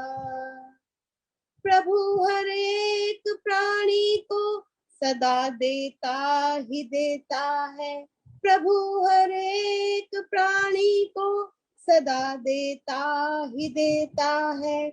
वह अपने दान के बदले कभी कुछ भी ना लेता है। दुनिया भर में ऐसा, दुनिया भर में ऐसा कहीं दरबार ना होगा। संसार में जिसका प्रभु से प्यार ना होगा, संसार में जिसका प्रभु से प्यार ना होगा। वह दुनिया से निराला है, पथिक तू जान ले इतना। वह दुनिया से निराला है, पथिक तू जान ले इतना। वह शक्ति सबसे ऊंची है, अगर तू मान ले इतना। तुझको उसकी भक्ति से, तुझको उसकी भक्ति से इनकार ना होगा। संसार में जिसका प्रभु से प्यार ना होगा, संसार में जिसका प्रभु से प्यार ना होगा, उसका तो भवसागर से बेड़ा पार ना होगा, उसका तो भवसागर से बेड़ा पार ना होगा। संसार में जिसका प्रभु से प्यार ना होगा, संसार में जिसका प्रभु से प्यार ना होगा। बहुत बहुत धन्यवाद आशा जी फरीदाबाद से। अब आज के मुख्य अतिथि श्री अनंत सिंह आर्य जी, प्रधान आर्य केंद्र करनाल, सर्वोदय अपना आशीर्वाद शुभकामनाएं मार्गदर्शन दें। उसके बाद अमृतसर से सुनीता अरोड़ा जी, फिर कमला जी तैयार रहेगी। आइए अनंत सिंह जी आर्य जी, स्वागत बहुत बहुत। धन्यवाद अनिल जी। डॉक्टर रामचंद्र जी का बड़ा सुंदर उद्बोधन मुक्ति के साधन के ऊपर हम लोगों ने श्रवण किया। इससे जो निष्कर्ष हमने निकाला डॉक्टर साहब के उपदेश से, इससे यही निकला कि उपासना के बगैर मुक्ति के साधन की हम कामना नहीं कर सकते। लेकिन मुक्ति प्राप्त करने के लिए मनुष्य जीवन सबसे उत्तम साधन है। दूसरी जो योनियां हैं, कीट पतंग पशु पक्षी, उनमें मुक्त नहीं हो सकते। तो मुक्ति प्राप्त करने के लिए मनुष्य जीवन अति आवश्यक है। और अज्ञान के कारण हम बार बार जो जन्म लेते हैं, इस बंधन से छूटना ही मोक्ष या विमुक्ति या विमोक्ष कहलाता है। कुछ लोग जो पौराणिक जगत है उसमें मृत्यु और मोक्ष में लोग अंतर नहीं कर पाते। वो ये समझते हैं आदमी जब मर जाता है, आपने देखा होगा कई बार हम रस्म पकड़ी में जाते हैं तो मृत्यु के बाद ये कहते हैं कि आदमी मोक्ष को प्राप्त न किया, मोक्ष में चले गए। लेकिन मोक्ष एक ऐसी ऊंची अवस्था है जिसको बगैर अष्टांग योग के समझना आप किसी भी ढंग से लाभकारी नहीं है, ना हम समझ पाते। हमारी जो अष्टांग योग है, यम नियम आसन प्राणायाम धारणा ध्यान समाधि, इनमें यम और नियम का विशेष महत्व है। डॉक्टर साहब ने इनका जिक्र किया, अहिंसा का, सत्य का, स्तेय का, ब्रह्मचर्य का, परिग्रह का। ये जो यम होते हैं हमें सामाजिक शिष्टाचार सिखाते हैं। जब तक हम सामाजिक शिष्टाचार नहीं सीखते तो यमों का पालन हम नहीं कर सकते। इसी प्रकार नियम की बात डॉक्टर साहब ने की, सोच संतोष की, तप की, स्वाध्याय की, श्रम परिधान की। ये व्यक्तिगत आचरण मनुष्य को सिखाते हैं। तो हमारा व्यक्तिगत आचरण भी शुद्ध हो और हमारा सामाजिक शिष्टाचार भी सही हो, तब ये मुक्ति के मार्ग पे चलेंगे। उपासना की डॉक्टर साहब ने बात की, मुक्ति के लिए उपासना के ऊपर जोर डॉक्टर साहब ने दिया। आप सभी जानते हैं कि 3 अनादि सत्ताएं हैं, ईश्वर, जीव और प्रकृति। इसमें ईश्वर और प्रकृति अपने आप में पूर्ण है, लेकिन आत्मा अल्पज्य, आप सभी जानते हैं। और आत्मा ईश्वर से और प्रकृति से दोनों से लाभ लेती है। आत्मा अगर ईश्वर से और प्रकृति से लाभ न ले तो मुक्ति को प्राप्त नहीं हो सकती, क्योंकि हमें ईश्वर से ही ज्ञान प्राप्त होता है। महर्षि दान ये कहते हैं कि ज्ञान प्राथमिक हमारी आवश्यकता है मुक्ति को प्राप्त करने के लिए, और उसके बाद कर्म भी अनिवार्य अवस्था है। महर्षि दान कहते हैं ज्ञान क्रिया के बिना भार है और ज्ञान के बिना कर्म अंधा है, लेकिन इसी प्रकार कर्म के बिना ज्ञान भी लंगड़ा है। अतः महर्षि दान ये कहते हैं कि कर्म बंधन से मुक्त होने के लिए उपासना के निष्काम भाव की उत्पत्ति होना अति आवश्यक है।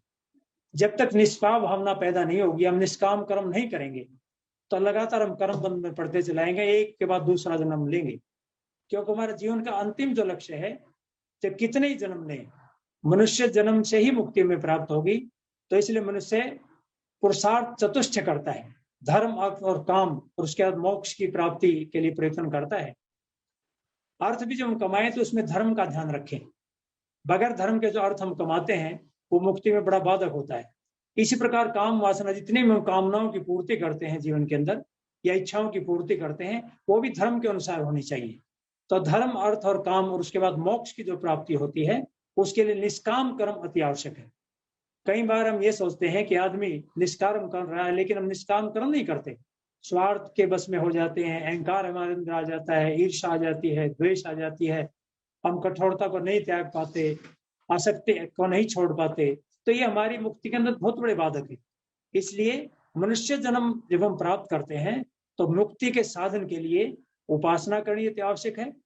उपासना का जो लाभ होता है वो केवल जीवात्मा को मिल सकता है। एक उदाहरण से मैं आपको समझाना चाहता हूं। मान लो कोई शिष्य है और अपना टीचर उसके सामने बैठा है, वो अध्यापक उस बच्चे को उपदेश देता है और उपदेश को बच्चा धारण करता है, तो उसका लाभ शिक्षक के उपदेश का लाभ बच्चे को होता है। टीचर और बच्चे के बीच में मान लो एक टेबल रखी हुई है या मेज है, कोई कुर्सी है, वो उसका लाभ नहीं ले पाती।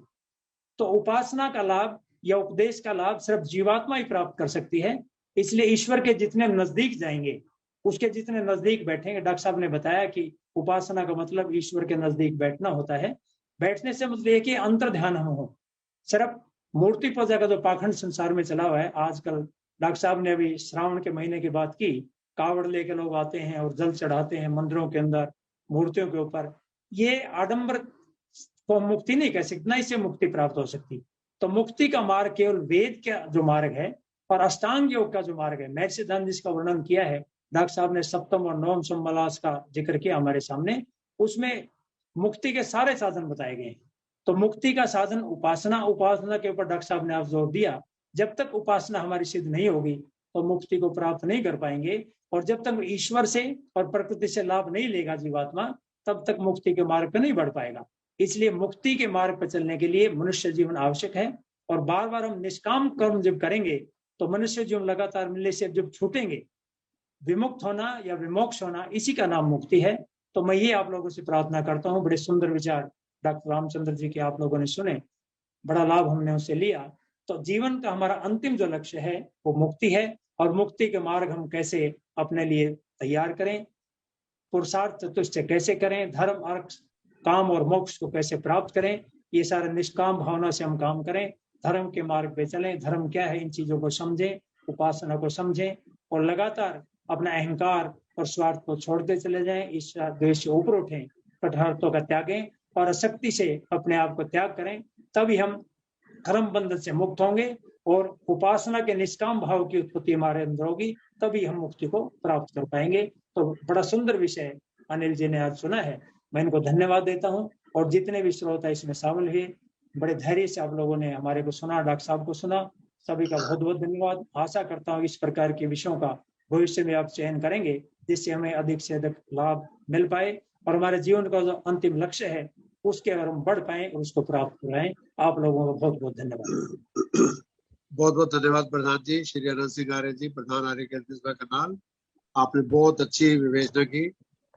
कर्म भी, उपासना भी, स्तुति भी, तीनों आवश्यक है अपने मिल जाएगा। अब जो है सुनीता अरोड़ा जी अमृतसर से एक भजन, फिर कमलनाथ जी आ जाएंगे।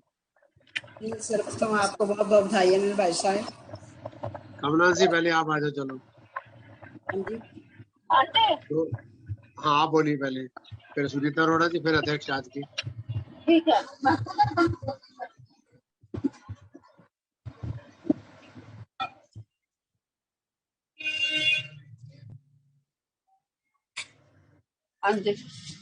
ओम।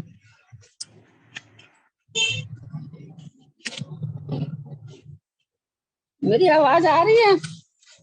हाँ जी आ रही है जी, बोलो जी।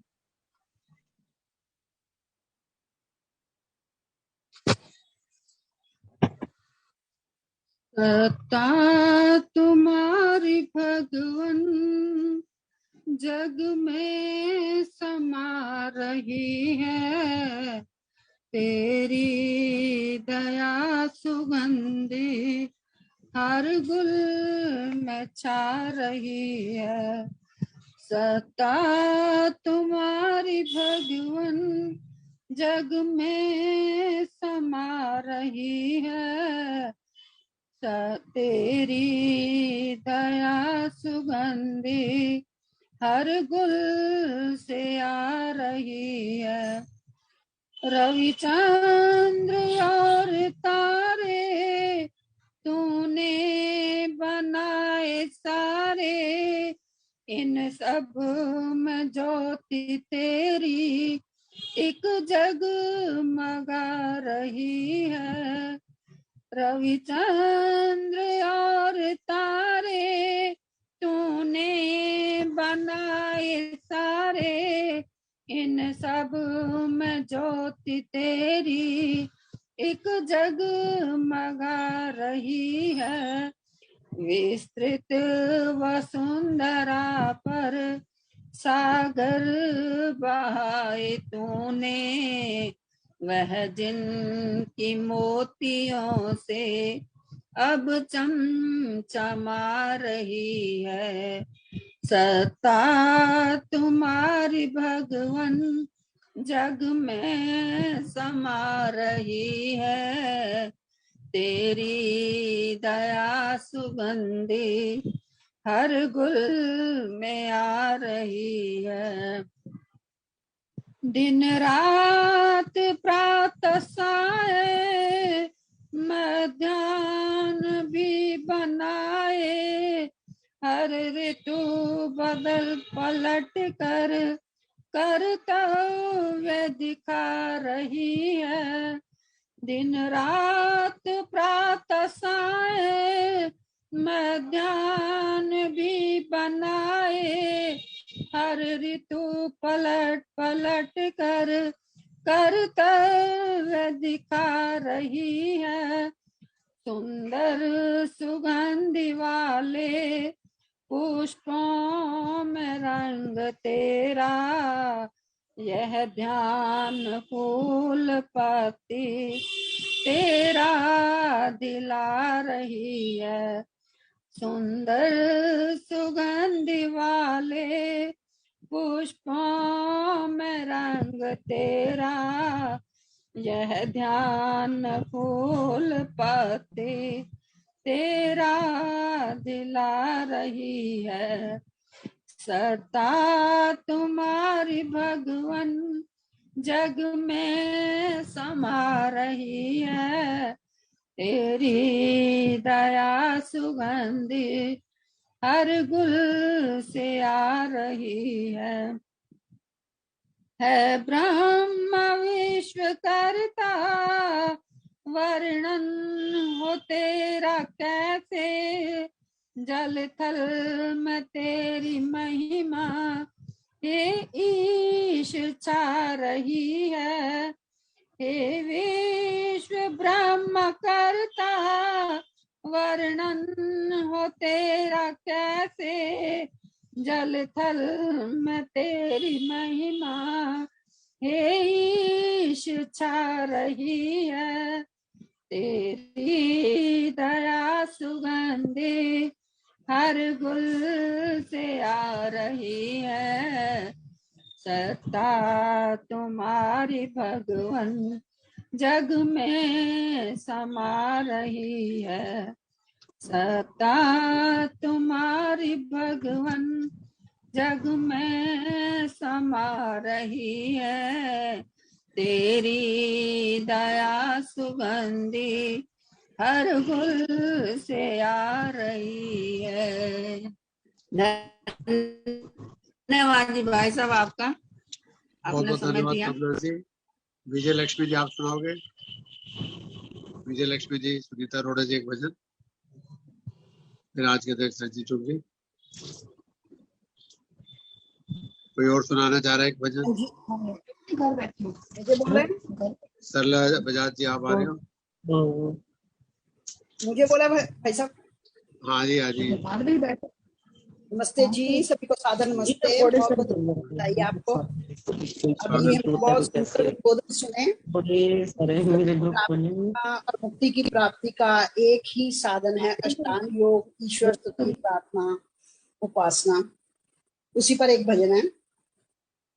ईश्वर को ढूंढने का वैदिक स्वरूप क्या है, अनजान है ये दुनिया, कुछ भी नहीं पता है। अनजान है ये दुनिया, कुछ भी नहीं पता है। तप त्याग भावना से निष्काम कर्म करना, ऊंचे चरित्र वाला इंसान देवता है। अनजान है ये दुनिया, कुछ कुछ भी नहीं पता है।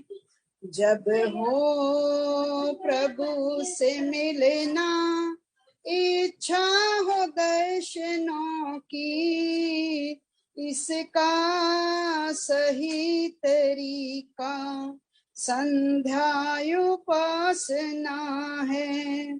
ईश्वर को ढूंढने का वैदिक स्वरूप क्या है? अनजान है ये दुनिया, कुछ भी नहीं पता है।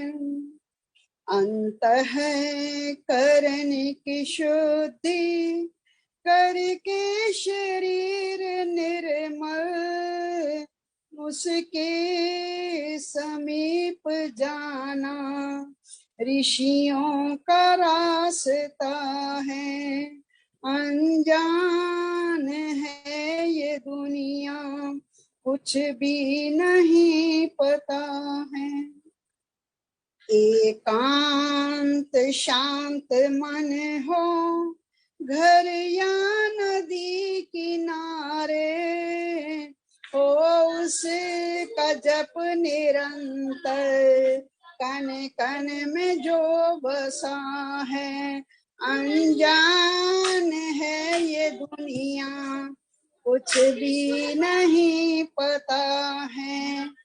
यम नियमों का निभाना कर्तव्य नित्य जानो, इसके बगैर कोई रास्ता न दूसरा है। अनजान है ये दुनिया, नहीं पता है। आसन लगा के बैठो और प्राणायाम कर लो, प्रत्याहार हो तो निर्विघ्न धारणा है। अनजान है ये दुनिया, कुछ भी नहीं पता है। तब ध्यान मग्न होके ऐसी लगे समाधि, तब ध्यान मग्न होके ऐसी लगे समाधि, ये भी न पथिक सूझे संसार चीज क्या है। ईश्वर को ढूंढने का वैदिक स्वरूप क्या है? अनजान है ये दुनिया, कुछ भी नहीं पता है। अनजान है ये दुनिया, कुछ भी नहीं पता है। बहुत बहुत धन्यवाद सुनीता अरोड़ा जी अमृतसर से। अब आज के अध्यक्ष योगाचार्य रैजी चुक से जरूरत है कि अपना शुभकामनाएं, मार्गदर्शन, ज्ञानवर्धक कुछ बातें बताएंगे। उसके बाद मैं देख रहा हूँ कमलेश जी है मेरठ से, विजय लक्ष्मी जी है, संतोष कुमार जी है। एक भजन ठीक 7 बजे शांति पाठ। आइए रैजी चुक जी।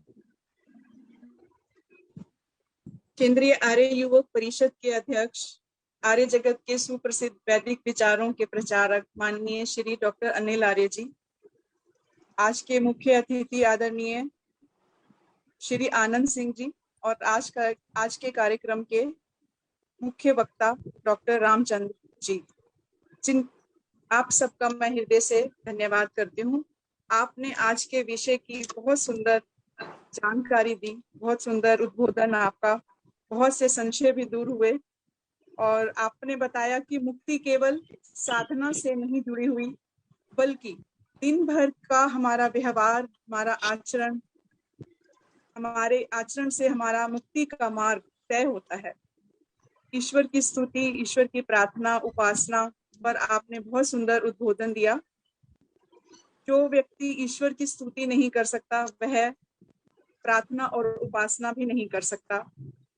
आपका हृदय से धन्यवाद।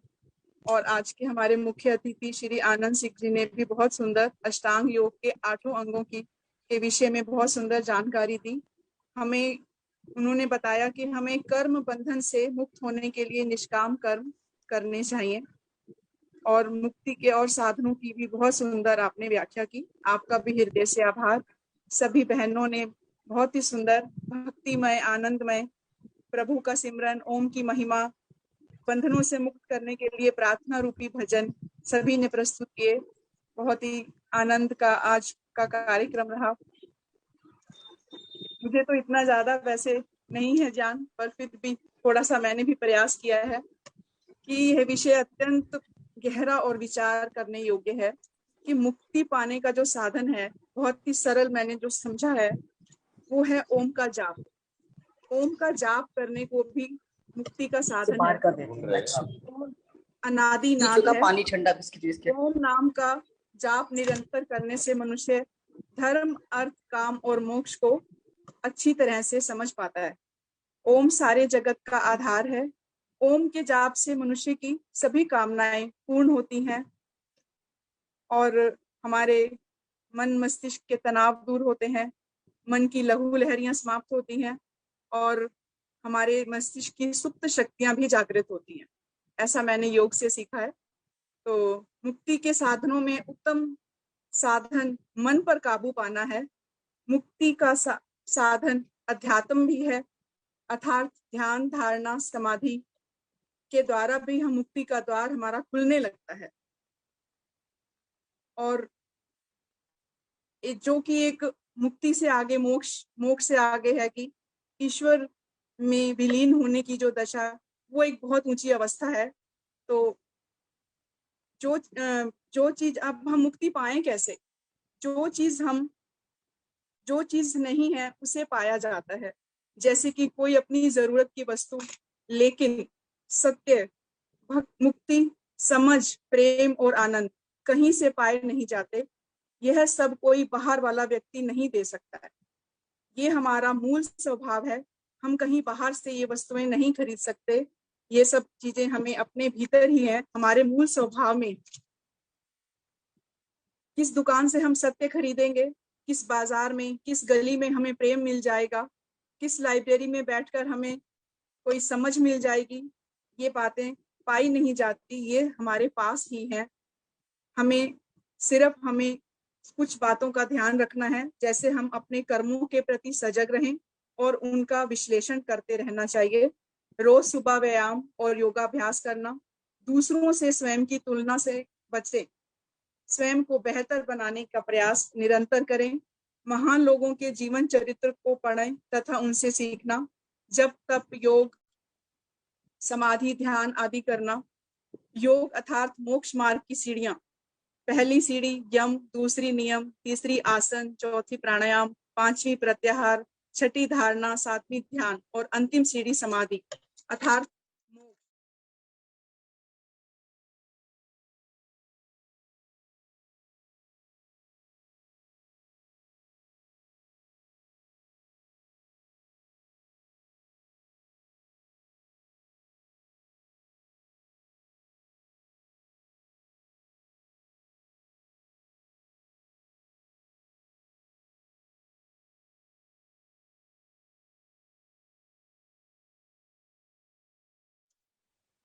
अब मैं एक छोटा सा गीत प्रस्तुत करके अपनी वाणी को विराम दूंगी। ओम भूर्भुवः जप ले, प्रभु का सिमरन कर ले।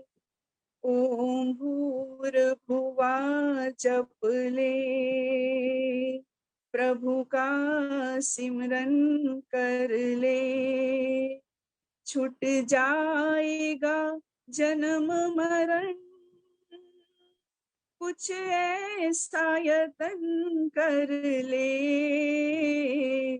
ओम भूर्भुवः जप ले। ये जिंदगी जो तेरी बस 4 दिनों की है, आखिर चलना होगा, बस इसमें ना देरी है। जाने से पहले तू, जाने से पहले तू जीवन को सफल कर ले। ओम भूर्भुवा जप ले, प्रभु का सिमरन कर ले। वो ईश्वर ही सारी सृष्टि को बनाता है, हम सब के कर्मों का वो ही फल दाता है। जाने से पहले तू, जाने से पहले तू कुछ नेक कर्म कर ले। ओम भूर्भुवा जप ले, प्रभु का सिमरन कर ले। दुनिया के जो रिश्ते हैं कोई साथ न जाएगा, एक धर्म ही साथी है जो साथ निभाएगा। जाने से पहले तू प्रभु का सिमरन कर ले।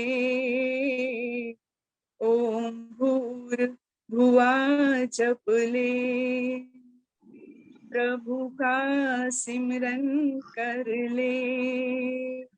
छूट जाएगा जन्म मरण, कुछ ऐसा यतन कर ले। ओम भूर्भुवा जप ले। बहुत बहुत धन्यवाद जी, आपने मुझे इस योग्य समझा। मैं वैसे हूँ नहीं, पर फिर भी चलिए, आप मुझे हमारा प्रोत्साहन बढ़ाते हैं, हमें इंस्पायर करते हैं, तो हम भी कोशिश करते हैं थोड़ी थोड़ी। बहुत बहुत आपका धन्यवाद। और आपको सबके सहयोग से टीम वर्क चल रहा है, सब परिवार जुड़ा हुआ है और हम आपको 4 प्रदेश तक पहुंच चुके हैं। अध्यक्ष बनने के लिए बहुत बहुत बधाई देते हैं। धन्यवाद जी। आइए कमलेश जी मेरठ से, संतोष कुमार जी भी हैं, उमा बिगलानी जी हैं, 2-3 भजन। जी स्वागत। सबको सादर नमस्ते जी। बहुत सुंदर कार्यक्रम। एक भजन प्रस्तुत है। ऐसी कमाई कर लो कि जो संग जा सके, मुश्किल पड़े तो राह में कुछ काम आ सके। संसार में आता कोई साथी नजर नहीं, बस नाम के साथी है ये साथी मगर नहीं। साथी बनाओ उसको जो साथी कहा सके, मुश्किल पड़े तो राह में कुछ काम आ सके। पापों में सदा मन को लगाते चले गए, बदियों का सामान बढ़ाते चले गए, लेकिन कभी न धर्म को अपना बना सके। मुश्किल पड़े तो राह में कुछ काम आ सके। दुनिया की चकाचौंध में जीवन बिता दिया, अनमोल समय था कि यूं ही गवा दिया। मानव वही है इसका जो फायदा उठा सके, मुश्किल पड़े तो राह में कुछ काम आ सके। ऐसी कमाई कर लो कि जो संग जा सके, मुश्किल पड़े तो राह में कुछ काम आ सके। चिंता की नहीं बात जो चिंतन से काम लो, शुभ कर्म करो अब से ही ईश्वर का नाम लो। संभव है पथिक आपके बंधन छुड़ा सके। मुश्किल पड़े तो राह में कुछ काम आ सके। ऐसी कमाई कर लो कि जो संग जा सके। मुश्किल पड़े तो राह में कुछ काम आ सके। मुश्किल पड़े तो राह में कुछ काम आ सके। बहुत बहुत धन्यवाद अनिल जी समय देने बहुत के लिए धन्यवाद आपका। कमलेश जी मेरठ से। निर्मला ओझा जी को सुनाएंगी विजय लक्ष्मी जी। मैं बोलूं भैया? हाँ आओ ना, 3 भजन हो सकती है। आइए माइक खोल लीजिए। आदरणीय डॉक्टर अनिल आर्य जी और सभी आर्य जनों को मेरी और ले लो तो इसकी जगह प्लीज आना। आत्म विकास के अध्याय में ईश्वर स्तुति प्रार्थना उपासना एक महत्वपूर्ण विषय है। आत्मा परमात्मा का संबंध है। आत्मा परमात्मा के जितने समीप रहेगा उतना शक्तिशाली बनता चला जाएगा। ईश्वर स्तुति से ही आत्मविश्वास बढ़ता है। ईश्वर सबसे शक्तिशाली है, रक्षक है, दाता है, प्रेरक है।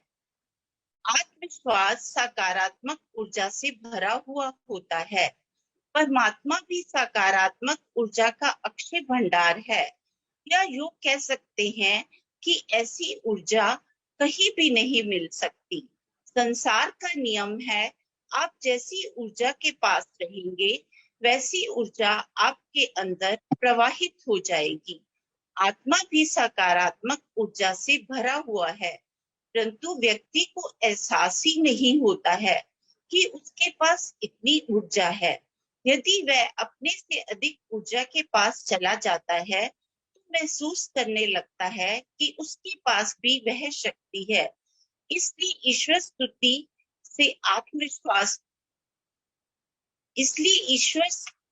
आत्मविश्वास को बढ़ने में समर्थ है। ईश्वर स्तुति कैसे करें? स्तुति का अर्थ है प्रशंसा करना, गुणों का वर्णन करना। ईश्वर को तो नहीं देखा, फिर उसके गुणों का वर्णन कैसे करें? वेद मंत्रों में ईश्वर को समझाने का प्रयास किया गया है। प्रत्यक्ष आदि प्रमाणों से भी ईश्वर को समझा जा सकता है, परंतु सामान्य मनुष्य जिसकी समझ में ये सब नहीं आ पाता, उसकी अपेक्षा रहती है जो चीज उसके सामने रहती है उसको समझने में सरलता होती है। इसलिए यह सीख कहाँ से मिले, किसके गुणों की प्रशंसा करे, जिससे प्रशंसा करने का अभ्यास हो जाए। इसलिए ईश्वर स्तुति प्रार्थना के 8 मंत्रों का पाठ किया जाता है, जिनमें स्तुति के विषय पर बहुत प्रकाश डाला गया है।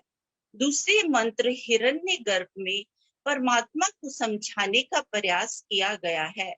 परमात्मा को हिरण्यगर्भ कहा जाता है, जिसका अर्थ होता है ऐसी शक्ति जिसने सारे ब्रह्मांड को अपने पेट में रखा हुआ है और सबके अंदर भी विद्यमान है।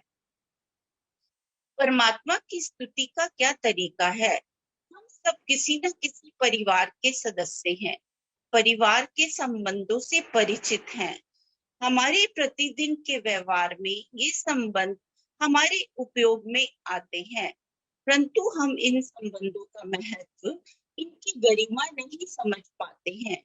इनको हम सांसारिक मानते हैं, इनकी स्तुति से, भक्ति से कोई संबंध नहीं मानते हैं। इसलिए हम सब इन संबंधों को छोड़कर भगवान की ओर चलने में जीवन का उद्देश्य मानते हैं। हम ईश्वर के गुणों का वर्णन करना चाहते हैं और करते भी हैं, परंतु पूरे मन से नहीं कर पाते, क्योंकि हमें अभ्यास नहीं है। पारिवारिक संबंधों की प्रशंसा करते करते आपको ऐसा अभ्यास होगा कि आप ईश्वर स्तुति करने लगेंगे और अपने आप भावों का झरना बहने लगेगा और आप आनंदित होने लगेंगे। महर्षि दयानंद के अनुसार आपकी बहुत प्रकार स्तुति रूप नम्रता पूर्वक प्रशंसा सदा किया करें और आनंद में रहे। हे भगवान, आप हिरण्य गर्भ हैं, आप ही शरीर का बल व आत्मा का बल देने वाले हैं। आपका कहना मानना ही अमृत है और ना मानना मृत्यु जैसे दुख प्राप्त करना है। 2 पैर 4 पैरों वाले जीवों के शरीरों की रचना आपने ही की है। लोक लोकांतरों की रचना आप ही करते हैं और सबको नियम में चला रहे हो। आपकी संपूर्ण प्रजा, आप ही संपूर्ण प्रजा के एकमात्र स्वामी हैं। कोई आपका तिरस्कार नहीं कर सकता। आप सर्वोपरि हैं। आप ही हमें सुपथ पर लेकर चलते हैं। आप माँ, पिता और भाई की तरह हैं। प्रार्थना, प्रार्थना का अर्थ लेना है। यदि बड़ों से कुछ लेना है तो पहले उनकी स्तुति करें, फिर प्रार्थना करें। कुछ ऐसा करें जिससे देने वाले को लगे कि आप सुपात्र हैं। इसलिए पहले पूर्ण परिश्रम करें, फिर प्रार्थना करें। परमात्मा से क्या मांगे?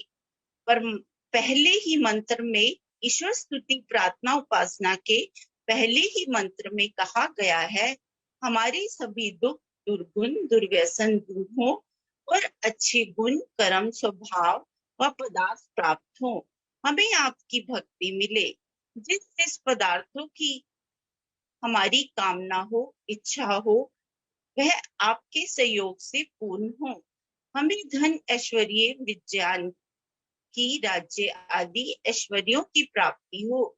हमें तृतीय धाम प्राप्त हो, जहाँ ना सुख ना दुख, केवल आनंद ही आनंद हो और मुक्ति की प्राप्ति हो सके। हम सीधी सीधी चाल चलने वाले हों। उपासना से हमारा क्या अभिप्राय है? उपासना से अभिप्राय है परमात्मा के आनंद रूप में अपने आत्मा को मग्न करना है। हमने ऊपर स्तुति को जाना, जिसमें नम्रता पूर्वक गुणों की प्रशंसा करने की बात कही, और स्तुति का फल गुणों में प्रीति है। प्रशंसा करते करते जो गुण अच्छे लगते हैं, उन गुणों का अपने आत्मा में धारण कर लेना ही उपासना है। ये योगाभ्यास से होगा, प्रतिदिन करने से होगा। आत्मविश्वास बढ़ता चला जाएगा, इतना बढ़ेगा कि पहाड़ जैसा दुख भी राई के बराबर लगेगा और मुक्ति की प्राप्ति हो। धन्यवाद भैया। बहुत बहुत धन्यवाद प्रतिभा कटारे जी। आप अनिल जी, आपको बहुत बहुत बधाई होगी। धन्यवाद जी। किसी ने भजन प्रस्तुत करने तो स्वागत है। हाँ जी अनिल जी, मैं बोल रही हूँ। सुनाओ जी, सुनाओ। हाँ जी, सब भाई बहनों को सादर नमस्ते। ईश्वर से एक प्रार्थना। ऐसी कृपा करो भगवान, हरदम रहे तुम्हारा ध्यान। ऐसी कृपा करो भगवान, हरदम रहे तुम्हारा ध्यान। ऐसा दे दो दृढ़ विश्वास, हरदम समझे आपको पास। ऐसा दे दो दृढ़ विश्वास, हरदम समझे आपको पास। करें तुम्हारा ही गुणगान, ऐसी कृपा करो भगवान। ऐसी कृपा करो भगवान, हरदम रहे तुम्हारा ध्यान। सुख में तुझको भूल न जाए, दुख आने पर ना घबराए। सुख और दुख में रहे समान, ऐसी कृपा करो भगवान। ऐसी कृपा करो भगवान, हरदम रहे तुम्हारा ध्यान। करें जगत के सारे धंधे, पर धंधों के पड़े न फंदे। करें जगत के सारे धंधे, पर धंधों के पड़े न फंदे। जीवन हो एक कमल समान, ऐसी कृपा करो भगवान। ऐसी कृपा करो भगवान, हरदम रहे तुम्हारा ध्यान। दयावान और परोपकारी बने सभी के हम हितकारी, सब जग का चाहे कल्याण। ऐसी कृपा करो भगवान, ऐसी कृपा करो भगवान, हरदम रहे तुम्हारा ध्यान। हर एक से हम करें भलाई, किसी के साथ न करें बुराई। ऐसे नेक बने इंसान, ऐसी कृपा करो भगवान, ऐसी कृपा करो भगवान, हरदम रहे तुम्हारा ध्यान। गुण अपनाए अब गुण छोड़े, झूठ कपट छल से मुख मोड़े। नम्र बने तज कर अभिमान, ऐसी कृपा करो भगवान, ऐसी कृपा करो भगवान, हरदम रहे तुम्हारा ध्यान। हे जगदीश्वर अंतर्यामी, मिलकर हम सेवक तुम स्वामी। हे जगदीश्वर अंतर्यामी, मिलकर हम सेवक तुम स्वामी। मांग रहे हैं ये वरदान, ऐसी कृपा करो भगवान, ऐसी कृपा करो भगवान, हरदम रहे तुम्हारा ध्यान। ऐसा दे दो दृढ़ विश्वास, हरदम समझे आपको पास। करें तुम्हारा ही गुणगान, ऐसी कृपा करो भगवान। धन्यवाद जी आपका। धन्यवाद विजय जी। आपके पिताजी ज्ञानचंद जी को भी नमन। आप सरैरुल आर्य समाज मथुरा कॉलोनी के मंत्री रहे और तपोवन आश्रम देहरादून की सेवा करते रहे काफी। बहुत बहुत धन्यवाद। अब आज का अंतिम भजन सुदर्शन चौधरी जी, उमा मेघलानी जी आना चाहें, स्वागत है। फिर प्रवीण जी शांति पाठ। सन्मान जी भाई साहब बहुत बहुत, और सभी उपस्थित साधना। लास्ट भजन। जिसको तेरी ज्योति का प्रकाश मिल गया, धरा मिल गई तेरा साथ मिल गया, धरा मिल गई तेरा साथ मिल गया। ज्योति से मिली ज्योत तो आनंद हो गया, आनंद हो के मुझ में परमानंद हो गया। मुझको ये सब ही अनायास मिल गया, धरा मिल गई तेरा साथ मिल गया। जिसको तेरी ज्योति का प्रकाश मिल गया, धरा मिल गई तेरा साथ मिल गया।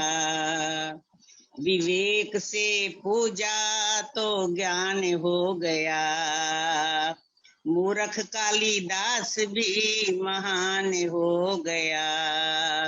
विवेक से पूजा तो ज्ञान हो गया, मूर्ख कालिदास भी महान हो गया। संबल बनकर जीने का विश्वास हो गया, धरा मिल गई तेरा साथ मिल गया। पत्थर का था जीवन ये हीरा बन गया, तोरी का था खोल तंदूरा बन गया। पत्थर का था जीवन तो ये हीरा बन गया, तोरी का था खोल तंदूरा बन गया। अम्मी चंद्र मुंशी राम को सब सार मिल गया, धरा मिल गई तेरा साथ मिल गया। जिसको तेरी ज्योति का प्रकाश मिल गया, धरा मिल गई, तेरा साथ मिल गया। पानी की एक बूंद से वो स्वाति बन गया, काम मोह जीत कर परतापी बन गया। पानी की एक बूंद से वो स्वाति बन गया, काम मोह जीत कर वो परतापी बन गया। शाम ढल गई, मुझे प्रभात मिल गया, धरा मिल गई, तेरा साथ मिल गया। जिसको तेरी ज्योति का प्रकाश मिल गया, धरा मिल गई, तेरा साथ मिल गया। धन्यवाद बाबू, धन्यवाद। बहुत धन्यवाद सुदर्शन चौधरी जी। 7 बजे जा रहे हैं। अब मैं परिषद के मंत्री प्रवीण आर्य से अनुरोध करूंगा। धन्यवाद और शांति पाठ। प्रवीण जी आइए। बहुत सुंदर आज का आयोजन, सभी ने बहुत ही सुंदर गीत और उद्बोधन प्रदान किए। शांति पाठ के साथ ये सभा यहाँ संपन्न होगी। ओम द्यौ शांतिरन्तरिक्षध्वं शांति पृथ्वी शांतिरापः शांतिरौषधयः शांतिः वनस्पतयः शांतिर्विश्वे देवा शांति ब्रह्म शांति सर्वद्वं शांति शांतिरेव शांति सामा शांतिरेधि। ओम शांति शांति। जो बोले सो जगत गुरु महर्षि जयदत्त की जय, गुरुवर वीरजनक जी महाराज की जय, देश और धर्म पर कल्याण होने वाले वीर और वीरांगनाओं की जय। सभी का बहुत बहुत धन्यवाद। फिर मिलते हैं जल्दी, कल कार्यक्रम मिल जाएगा अगला। सभी का बहुत बहुत धन्यवाद। भाई साहब बहुत बहुत मुबारकबाद, बधाई हो बहुत बहुत। बहुत धन्यवाद जी, बहुत धन्यवाद। नमस्ते अनिल जी। नमस्ते जी। अच्छा प्रधान जी धन्यवाद, बहुत बहुत धन्यवाद। अनिल जी बहुत बहुत बधाई, परवीन जी बहुत बहुत बधाई। बहुत धन्यवाद।